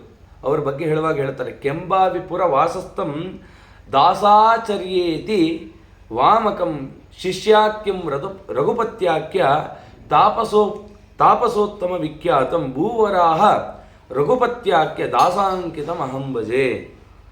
ಇದೇ ರೀತಿಯಲ್ಲಿತ್ತು. ಹೀಗೆ ಎಲ್ಲ ಸಂಚಾರಗಳನ್ನು ಮಾಡ್ತಾಯಿದ್ರು. ಒಳ್ಳೆ ಸಂಸ್ಕಾರ, ಮಧ್ವಶಾಸ್ತ್ರದಲ್ಲಿ ಒಳ್ಳೆ ಪಾಂಡಿತ್ಯ, ಅಸ್ಖಲಿತವಾದ ಪಾಂಡಿತ್ಯ ಈ ಕೆಂಬಾವಿ ದಾಸಪ್ಪನಿಗೆ. ಅನೇಕ ವಿಧವಾಗಿರ್ತಕ್ಕಂಥ ಎಲ್ಲ ಮಧ್ವ ಸಿದ್ಧಾಂತವನ್ನು ಅನುಸರಣೆ ಮಾಡಿದ ಮೇಲೆ ಅವರಿಗೆ ಒಂದು ಆಸೆ ಬಂತು, ಇಷ್ಟೆಲ್ಲ ಮಾಡ್ತಿದ್ದೀನಿ, ಪರಮಾತ್ಮನ ಸ್ತುತಿ ಮಾಡುವಂಥದ್ದು ಎಲ್ಲೂ ನನಗೆ ಸಿಕ್ಕಿಲ್ಲ, ಎಲ್ಲಿ ಸ್ತುತಿ ಮಾಡ್ಬೋದು? ಯಾರು ಹೇಳಿದ್ರು ದಾಸಾಹಿತ್ಯ ಇದೆ, ಅಲ್ಲಿ ಪರಮಾತ್ಮನ ತುಂಬ ಸುಲಭವಾಗಿ ಕೊಂಡಾಡ್ಬೋದು. ಹೇಗೆ ಅನುಸರಣೆ ಮಾಡಲಿ, ಯಾರನ್ನು ಹಿಡೀಲಿ? ಯಾರು ಹೇಳಿದ್ರು, ವಿಜಯರಾಯ ಪರಂಪರೆಯಲ್ಲಿ ಬಂದಂಥ ವ್ಯಾಸ ವಿಠ್ಠಲರ ಶಿಷ್ಯರಿದ್ದಾರೆ, ಅವರನ್ನು ಹೋಗಿಡಿ, ಎಲ್ಲಿದ್ದಾರೆ? ಹೀಗೆ ಕಲ್ಲೂರಿನಲ್ಲಿದ್ದಾರೆ ಅಂತ ಹೇಳಿದಾಗ ಕೆಂಬಾವಿಯಿಂದ ಕಲ್ಲೂರಿಗೆ ಬಂದು ಅಲ್ಲಿ ಅವರಲ್ಲಿ ಶಿಷ್ಯತ್ವವನ್ನು ವಹಿಸಿ ಅವರ ಮೂಲಕ ಶ್ರೀನಿವಾಸ ಭೂವರಾಹ ರಘುಪತಿ ವಿಠಲ ಎಂಬ ಅಂಕಿತವನ್ನು ಸ್ವೀಕಾರ ಮಾಡಿದ್ರು. ಶ್ರೀನಿವಾಸ ಭೂವರಾಹ ರಘುಪತಿ ವಿಠಲ ಅಂತ ಮಾಡಿ ಒಳ್ಳೆಯ ವಿಧವಾಗಿರ್ತಕ್ಕಂಥ ಶಾಸ್ತ್ರಾಧ್ಯಯನಾದಿಗಳಿಂದ ತಮ್ಮ ದಾಸಾಹಿತ್ಯದಲ್ಲೂ ವಿಷಯ ಸೇವೆ ಮಾಡಿ 100 ದೇವರನಾಮಗಳನ್ನು ರಚನೆ ಮಾಡಿದರು. ಹೀಗೆ ಎಲ್ಲ ಕಡೆ ಸಂಚಾರ ಮಾಡ್ತಾ ಮಾಡ್ತಾ ಮಾಡ್ತಾ ಮಾಡ್ತಾ ಪುನಃ ಗದ್ವಾಲಕ್ಕೆ ಬಂದಿದ್ದರಂತೆ. ಗದ್ವಾಲಕ್ಕೆ ಬಂದು ಅಲ್ಲಿ ಸಂಚಾರ ಮಾಡ್ತಿದ್ದಂಥ ಕಾಲ. ಆ ಗದ್ವಾಲದಲ್ಲೂ ಅಷ್ಟೇ, ಗದ್ವಾಲ ಹಿಂದೆ ಬಹಳ ಬ್ರಾಹ್ಮಣರಿದ್ದಂಥ ಜಾಗ, ಒಳ್ಳೆ ರಾಜ ಇದ್ದ. ಗದ್ವಾಲ ಸಂಸ್ಥಾನ ಕೂಡ ತುಂಬ ಉತ್ತಮವಾದ ಸಂಸ್ಥಾನ. ಅಲ್ಲಿಗೆ ಬಂದಿದ್ದರು. ಅಲ್ಲೂ ಒಬ್ಬ ಉತ್ತಮ ಪಂಡಿತರಿದ್ರು, ಶ್ರೀಪತ್ಯಾಚಾರ್ಯರು ಅಂತ. ಆ ಶ್ರೀಪತ್ಯಾಚಾರ್ಯರು ಅವ್ರ ಮನೆ ಮುಂದೆ ಇವರು ಪಾಸ್ ಆಗಿಬಿಟ್ರು ಯಾಯವಾರ ಮಾಡ್ತಾ. ಇವರು ನೋಡಿದ್ರು, ಇವ್ರು ಯಾರೋ ಭಜನೆ ಎಲ್ಲ ಮಾಡ್ಕೊಂಡು ಹೋಗ್ತಿದಾರಲ್ಲ, ಇದರಲ್ಲಿ ಏನೋ ಒಂದು ಆನಂದ ಇದೆಯಲ್ಲ ಅಂತ ಸುಮ್ಮನೆ ಅವ್ರ ಹಿಂದೆ ಹೋಗ್ಬಿಟ್ರು. ಅಷ್ಟು ಪಾಂಡಿತ್ಯ ಹೊಂದು ಅಷ್ಟೆಲ್ಲ ಗ್ರಂಥ ಅಧ್ಯಯನ ಮಾಡುವಾಗ ಆಗಿರಲಿಲ್ವಂತೆ ಆ ಸುಖ. ಇವ್ರ ಹಿಂದೆ ಯಾಯವಾರ ಮಾಡುವಾಗ ಒಂದು ದೇವ್ರನಾಮ ಹಾಡಿದಾಗ ಆನಂದ ಆಯ್ತಂತೆ. ಆಮೇಲೆ ತಿಳ್ಕೊಂಡ್ರು ಏನಿದು ಎತ್ತ, ಹೇಗಾದರೂ ಮಾಡಿ ಇವರಲ್ಲಿ ಶಿಷ್ಯತ್ವವನ್ನು ವಹಿಸಬೇಕು ಅಂತ ಅಂದ್ಕೊಂಡ್ರು. ಅವ್ರಿಗೆ ಇವ್ರ ಬಗ್ಗೆ ಎಲ್ಲ ವಿಚಾರ ತಿಳಿತು. ಒಂದಿನ ಯಾರ್ದೋ ಮನೇಲಿ ವಾಸ್ತವ ಹೂಡಿದ್ರು ಗದ್ವಾಲದಲ್ಲಿ. ಅವ್ರ ಹತ್ರ ಹೋಗಿ ಕೇಳಿದ್ರು, ಸ್ವಾಮಿ ಅಂಕಿತ ಅಂದರೆ ಏನು, ದಾಸತ್ವ ಅಂದರೆ ನೀವು ಎಲ್ಲ ಹೇಳಿದ್ರು. ಅಂಕಿತ ಅಂದರೆ ಈ ಥರ, ದಾಸತ್ವ ಅಂದರೆ ಈ ಥರ. ಅವ್ರಿಗೆ ದಾಸ ಆಗಿ ಹುಚ್ಚ ಬಂದ್ಬಿಡ್ತು. ಹೇಗಾದ್ರು ಮಾಡ ಪರಮಾತ್ಮನಿಗೆ ನಾನು ದಾಸನಾಗಬೇಕಲ್ಲ ಈ ಗುರುಗಳ ಮೂಲಕ ಅಂಥೇಳಿ ಮಾರನೇ ದಿನ ಅವ್ರ ಮನೆಗೆ ಕರೆದ್ರು. ಮನೆಗೆ ಕರೆದ ಪಾದ ಪೂಜೆ ಮಾಡಿ ಅವರ 2 ಪಾದಗಳನ್ನು ತಲೆ ಮೇಲೆ ಇಟ್ಕೊಂಡ್ಬಿಟ್ರು. ಸ್ವಾಮಿ ನೀವು ಉದ್ಧಾರ ಮಾಡಲೇಬೇಕು ಅಂತ. ಆಗ ಅವರ ತಲೆ ಮೇಲೆ ಕೈ ಇಟ್ಟು, ಯತಿಗಳ ಆಶ್ರಮ ಹೇಗೋ ಈ ದಾಸರ ಒಂದು ದಾಸತ್ವದ ದೀಕ್ಷೆನೂ ಹಾಗೆ ಅಂತೆ, ಸನ್ಯಾಸ ದೀಕ್ಷೆ ಇದ್ದಾಗೆ. ಆದರೆ ಸನ್ಯಾಸಿಗಳಾದವ್ರಿಗೆ ಏನಪ್ಪ ಅಂತಂದರೆ ಆತ್ಮಶ್ರಾದ್ದ ಮಾಡ್ಕೋತಾರೆ. ಆತ್ಮಶ್ರಾದ್ದ ಅಂದರೆ ಬದುಕಿರುವಾಗ ನಮಗೆ ನಾವು ತಿಥಿ ಮಾಡ್ಕೊಳ್ಳೋದು, ಮಾಡಿಕೊಂಡು ನೀರಿಗೆ ಬಿದ್ದುಬಿಡ್ತಾರೆ. ನಾ ಸತ್ತೋದಂಗೆ ತಾನೇ ಲೆಕ್ಕ. ನೀರಿಗೆ ಬಿದ್ದಾಗ ಯಾರೋ ಕರೆದು ಅವ್ರಿಗೆ ಆಶ್ರಯ ಕೊಟ್ಟು ಮತ್ತೆ ಸನ್ಯಾಸತ್ವ ಕೊಡಬೇಕು. ದಾಸತ್ವಕ್ಕೆ ಅಷ್ಟೆಲ್ಲ ಕಷ್ಟನೇ ಇಲ್ಲ ಅಂತೆ, ಸುಲಭವಾಗಿ ದೇವ್ರನ್ನ ಕಾಣ್ಬೋದು ರೀ. ನೆನ್ನೆ ಚಿಂತನೆ ಮಾಡಿದ್ವಲ್ಲ ಸಂಸಾರದಲ್ಲೇ ಇದ್ದು ಆ ರೀತಿಯಲ್ಲಿ ಸರಿ ಅವರಿಗೆ ಅನುಗ್ರಹ ಮಾಡಿದ್ರು. ಆ ಶ್ರೀಪತಿ ವಿಠಲರು ಅದೇ ಗದ್ವಾಲದಲ್ಲಿದ್ದು ನಾನಾ ವಿಧವಾಗಿರ್ತಕ್ಕಂಥ ಸುಳಾದಿಗಳನ್ನು, ಅತ್ಯದ್ಭುತವಾದ ಸುಳಾದಿಗಳನ್ನೆಲ್ಲ ಮಾಡಿದ್ದಾರೆ. ಈ ರೀತಿಯಲ್ಲಿ ಆ ದಾಸರ ಒಂದು ವಿಚಾರಗಳೆಲ್ಲ. ಆ ಶ್ರೀಪತ್ಯಾಚಾರ್ಯರು ಕೂಡ ಒಬ್ಬ ಶ್ರೀನಿವಾಸನ ಭಕ್ತ. ಶ್ರೀನಿವಾಸ ದೇವರ ಅನುಜ್ಞೆಯಂತೆ ಒಬ್ಬ ಕುರುಡನಿಗೆ ಕಣ್ಣು ಕೊಡ್ತಾರೆ. ದೇವರ ಸ್ಮರಣ ಮೂಲಕ ಕಣ್ಣು ಬಂತು. ಸಮಯ ಇಲ್ಲ, ಆಗಲೇ 40 ನಿಮಿಷ ಆಗೋಯ್ತು, 40-45 ನಿಮಿಷ ಆಗೋಯ್ತು ಅನಿಸುತ್ತೆ. ಇನ್ನೊಂದಿಬ್ಬರು ದಾಸರ ಬಗ್ಗೆ ಚಿಂತನೆ ಮಾಡಬೇಕು, ಹಾಗಾಗಿ ಮುಗಿಸ್ತಾ ಇದ್ದೀನಿ. ಈ ರೀತಿಯಲ್ಲಿ ಇದ್ದಂಥ ಹರಿದಾಸರು. ಸರಿ, ಆ ಕಾಲಾನಂತರದಲ್ಲಿ ಮತ್ತೆ ಈ ಪರಂಪರೆ ಬೆಳೆಸ್ಬೇಕಲ್ಲ, ಯಾರು ಬರ್ತಾನೆ ಉತ್ತಮ ಶಿಷ್ಯ? ಕಾದು ಕಾದು ಕಾದು ಯಾರು ಬರ್ತಾನೆ ಅಂತ. ಸರಿ, ಆ ಕಾಲಕ್ಕೆ ಉತ್ತಮವಾಗಿರ್ತಕ್ಕಂಥ ಅದೇ ಗದ್ವಾಲದಲ್ಲಿ ವಾಸ್ತವವನ್ನು ಹೂಡಿದಂಥ ಒಬ್ಬ ಶಿಷ್ಯ ಸಿಕ್ಕಿದ್ರು. ಅವರು ವಾಸ್ತವವಾಗಿ ಗದ್ವಾಲನವರಲ್ಲ, ಅವರು ಹರಪ್ಪನಹಳ್ಳಿಯವರು. ಹರಪ್ಪನಹಳ್ಳಿ ದಾಸರು ಅಂತಲೇ, ಹರಪ್ಪನಹಳ್ಳಿ ವೆಂಕಟದಾಸರು ಅಂತ ಇವರು ಪ್ರಸಿದ್ಧಿ. ಆ ಹರಪನಹಳ್ಳಿಯಲ್ಲೇ ಇದ್ದರು. ಆ ಹರಪನಹಳ್ಳಿ ಈ ಬಳ್ಳಾರಿ ಹತ್ರ ಬರೋವಂಥ ಊರು. ಅಲ್ಲಿ ಹರಜನಹಳ್ಳಿ ಅಂತ, ಅಲ್ಲಿ ಪ್ರಾಚೀನ ಕಾಲದಿಂದ ಒಂದು ಬ್ರಾಹ್ಮಣ ಸಂತತಿ ಬರ್ತಿತ್ತು. ಆ ಸಂತತಿಯಲ್ಲಿ ಬಂದಂಥ ವಾದಿರಾಜರ ಪರಮ ಭಕ್ತರ ಮನೆತನ, ಶ್ರೀನಿವಾಸ ದೇವರ ಭಕ್ತರ ಮನೆತನ, ಅವರಲ್ಲಿ ಅವತಾರ ಮಾಡಿದಂಥವರೇ ಈ ವೆಂಕಟದಾಸರು. ಇವರು ಆ ಶ್ರೀಪತಿ ದಾಸರ ಒಂದು ಸಂಪರ್ಕಕ್ಕೆ ಬಂದು ಅವರಲ್ಲಿ ಶಿಷ್ಯತ್ವವನ್ನು ವಹಿಸಿ ತಂದೆ ಶ್ರೀಪತಿ ವಿಠಲ ಅಂತ ಅಂಕಿತ ತಗೊಂಡ್ರು. ಆ ಶ್ರೀಪತಿ ದಾಸರು 16 ಜನರಿಗೆ ಅಂಕಿತ ಕೊಟ್ಟಿದ್ದಾರೆ. ಅದರಲ್ಲಿ ತಂದೆ ಶ್ರೀಪತಿ ವಿಠಲ ಅಂತ ಇವ್ರಿಗೆ ಅಂಕಿತ ಆಯಿತು. ಗುರುಗಳು ಪರ್ಯಾವಸಾನವಾಯಿತು. ಆ ದುಃಖಕ್ಕೆ ಪಂಡ್ರಾಪುರಕ್ಕೆ ಹೋಗೋಣ ಅಂತ ತೀರ್ಮಾನ ಮಾಡಿದ್ರು. ಪಂಡ್ರಾಪುರಕ್ಕೆ ಹೋದರು. ಪಂಡ್ರಾಪುರಕ್ಕೆ ಹೋದಾಗ ವಿಠಲನ ದರ್ಶನ ಮಾಡಬೇಕು. ಆ ಚಂದ್ರಭಾಗ ನದಿ ಹತ್ರ ನಿಂತ್ಕೊಂಡ್ರಂತೆ. ಭೀಮಾ ನದಿ, ಅವಾಗೆಲ್ಲ ಡ್ಯಾಮ್ ಇದ್ದಿಲ್ಲ. ಭೀಮಾ ನದಿ ತುಂಬ ಫೋರ್ಸ್ ಆಗಿರುವಂಥ ನದಿ. ಆ ನದಿ ಮುಂದೆ ನಿಂತರೆ ಆ ನದಿಗಿಂತ ಜಾಸ್ತಿ ಫೋರ್ಸ್ ಆಗಿರೋದು ಭಕ್ತರ ಸಮೂಹ ಅಂತೆ. ಆ ಭಕ್ತರ ಅಲೆ ನದಿ ಅಲೆಗಿಂತ ಜೋರಾಗಿತ್ತು. ಆವಾಗ ಅವರು ರಚನೆ ಮಾಡಿದ ಹಾಡೆ ಪಾಂಡುರಂಗ ತ್ವತ್ಪಾದ ಪಾಲಿಸಯ್ಯ ಕರುಣದಿ ಪಿಡಿಕಯ್ಯ. ಅವ್ರು ಹೇಳ್ತಾರೆ ಆ ಹಾಡಲ್ಲಿ, ನನ್ನ ದೊಡ್ಡವ್ರನ್ನೆಲ್ಲ ನೀನು ಉದ್ಧಾರ ಮಾಡಿದೀಯಾ. ಆ ಹಾಡು ಅತ್ಯದ್ಭುತ. ನಮ್ಮ ಪರಂಪರೆಯವರಂತೂ ನಿತ್ಯ ಅದನ್ನು ಕೊಂಡಾಡಬೇಕಾದಂಥ ಹಾಡು. ಅವ್ರು ಹೇಳ್ತಾರೆ,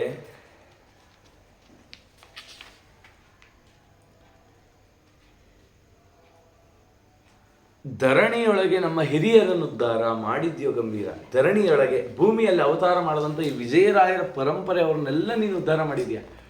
ಅವರು ವಿಠಲನ ದರ್ಶನ ಮಾಡಿದಾಗ ವಿಠಲನ ಭುಜದ ಮೇಲೆ ವಿಜಯರಾಯರು, ಈ ಕಡೆ ಭುಜದ ಮೇಲೆ ಗೋಪಾಲದಾಸರು, ಟೊಂಕದಲ್ಲಿ ಜಗನ್ನಾಥ ದಾಸರು, ಎಲ್ಲ ದಾಸರನ್ನು ವಿಠಲ ಎತ್ಕೊಂಡಂಗೆ ಕಾಣಿಸ್ಬಿಡ್ತಂತೆ. ಅದಕ್ಕೆ ಧರಣಿಯೊಳಗೆ ನಮ್ಮ ಹಿರಿಯರನ್ನು ಉದ್ಧಾರ ಮಾಡ್ದಲ್ಲ ನನ್ನ ಕೈ ಹಿಡಿದು ಮಾಡಿದೆಯೋ ಗಂಭೀರ. ಆ ಜನರನ್ನು ನೋಡಿ ಅವ್ರು ಹೇಳ್ತಾರೆ, ಬಂದ ಜನರ ಭವ ಸಾಗರ ಪರಿಮಿತಿ. ಆ ಸಮುದ್ರದಲ್ಲಿ ಎಷ್ಟು ನೀರಿದೆಯೋ ಅಷ್ಟು ಭಕ್ತರು ಇಲ್ಲಿ ಬಂದಿದ್ದಾರೆ. ನಿಜವಾಗ್ಲೂ ಆಷಾಢ ಏಕಾದಶಿ ನೋಡಬೇಕು ವಿಠಲನ ಮಹಿಮೆ.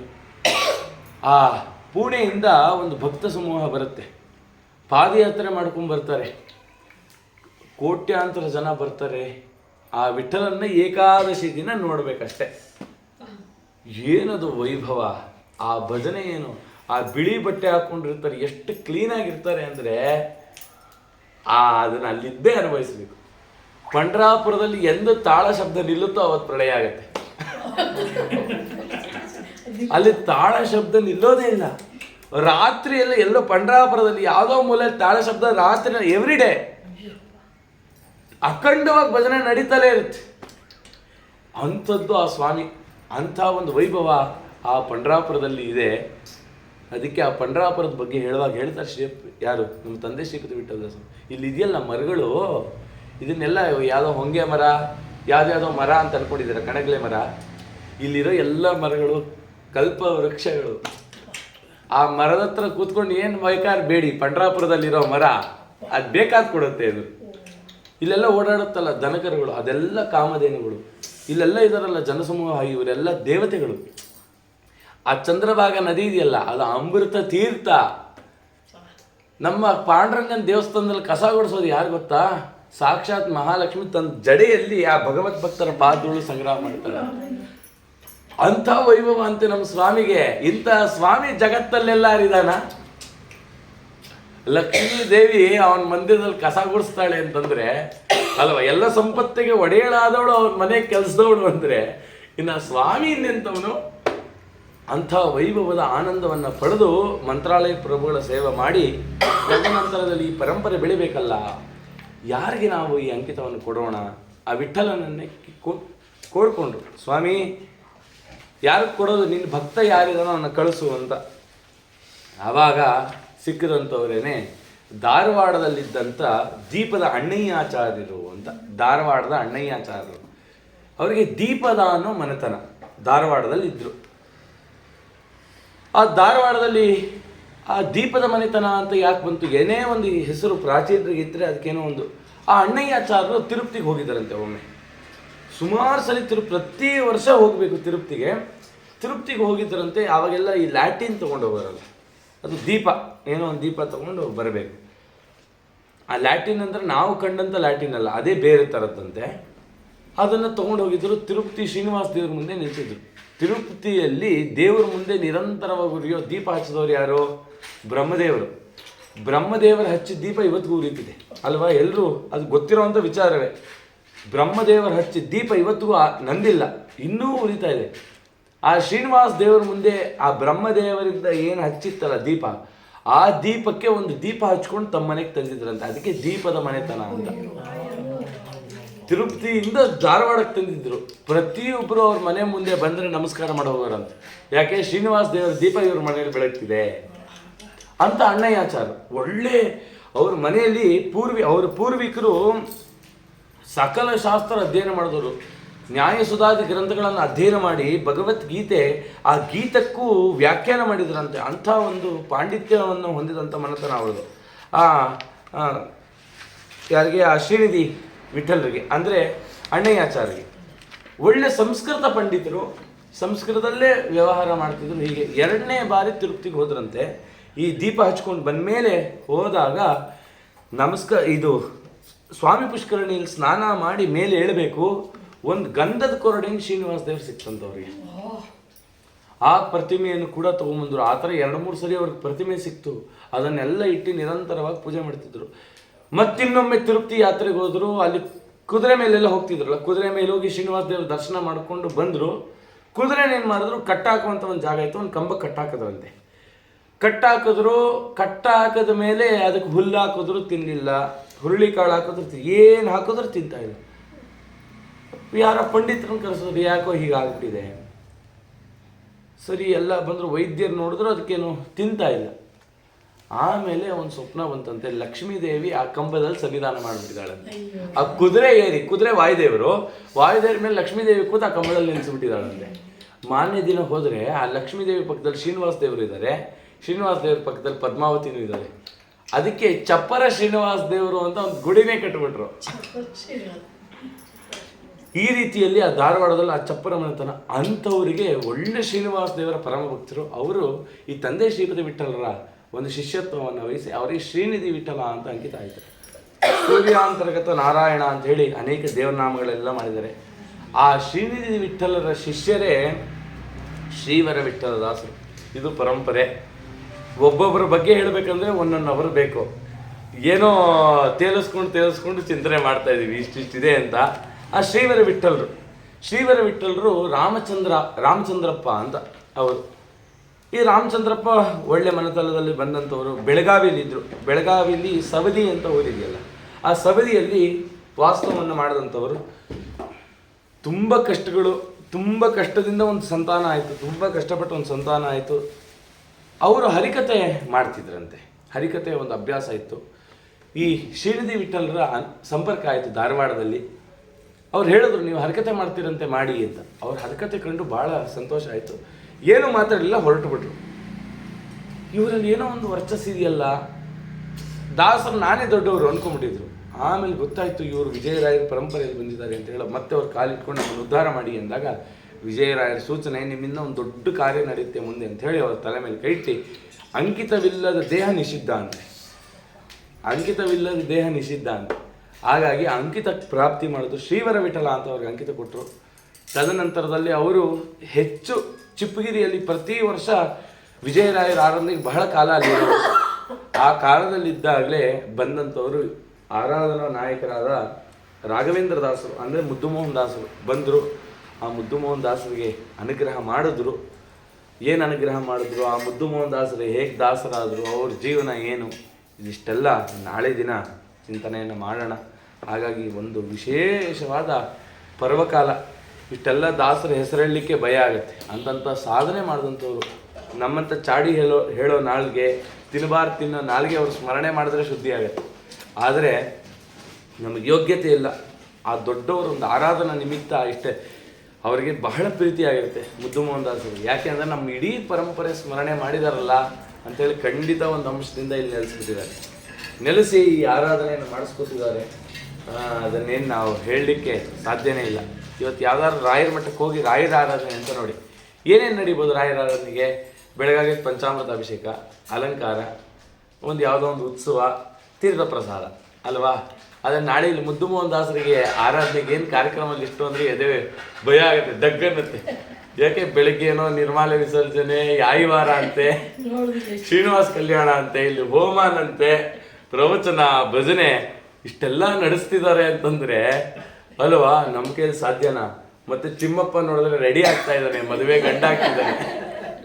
ಇಷ್ಟೆಲ್ಲಕ್ಕೂ ಕಾರಣ ಒಬ್ಬರು ಗುರುಗಳು. ಅವ್ರ ಹೆಸರು ಹೇಳಿದ್ರೆ ಸ್ವಾಮಿ ನಮ್ಮ ಮನೆಗೆ ಬರ್ತಾನೆ ಅಂದರೆ ಅವರ ಎಂಥ ಸಾಮರ್ಥ್ಯ ಇದೆ ಅವರಿಗೆ.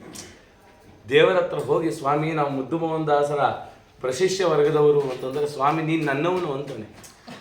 ನಿನ್ನವ ಶ್ರೀನಿವಾಸ ಪ್ರಸನ್ನ ವೆಂಕಟೇಶ್ವರ ನಾನು ನಿನ್ನವ ಅಂದರೆ ಸ್ವಾಮಿ ಹೇಳ್ತಾನೆ ನೀನು ನನ್ನವ ಅಂತಾನೆ. ಅದಕ್ಕೆ ಕಾರಣ ಯಾರು ಅಂತಂದರೆ ಇಂಥ ಹರಿದಾಸರು.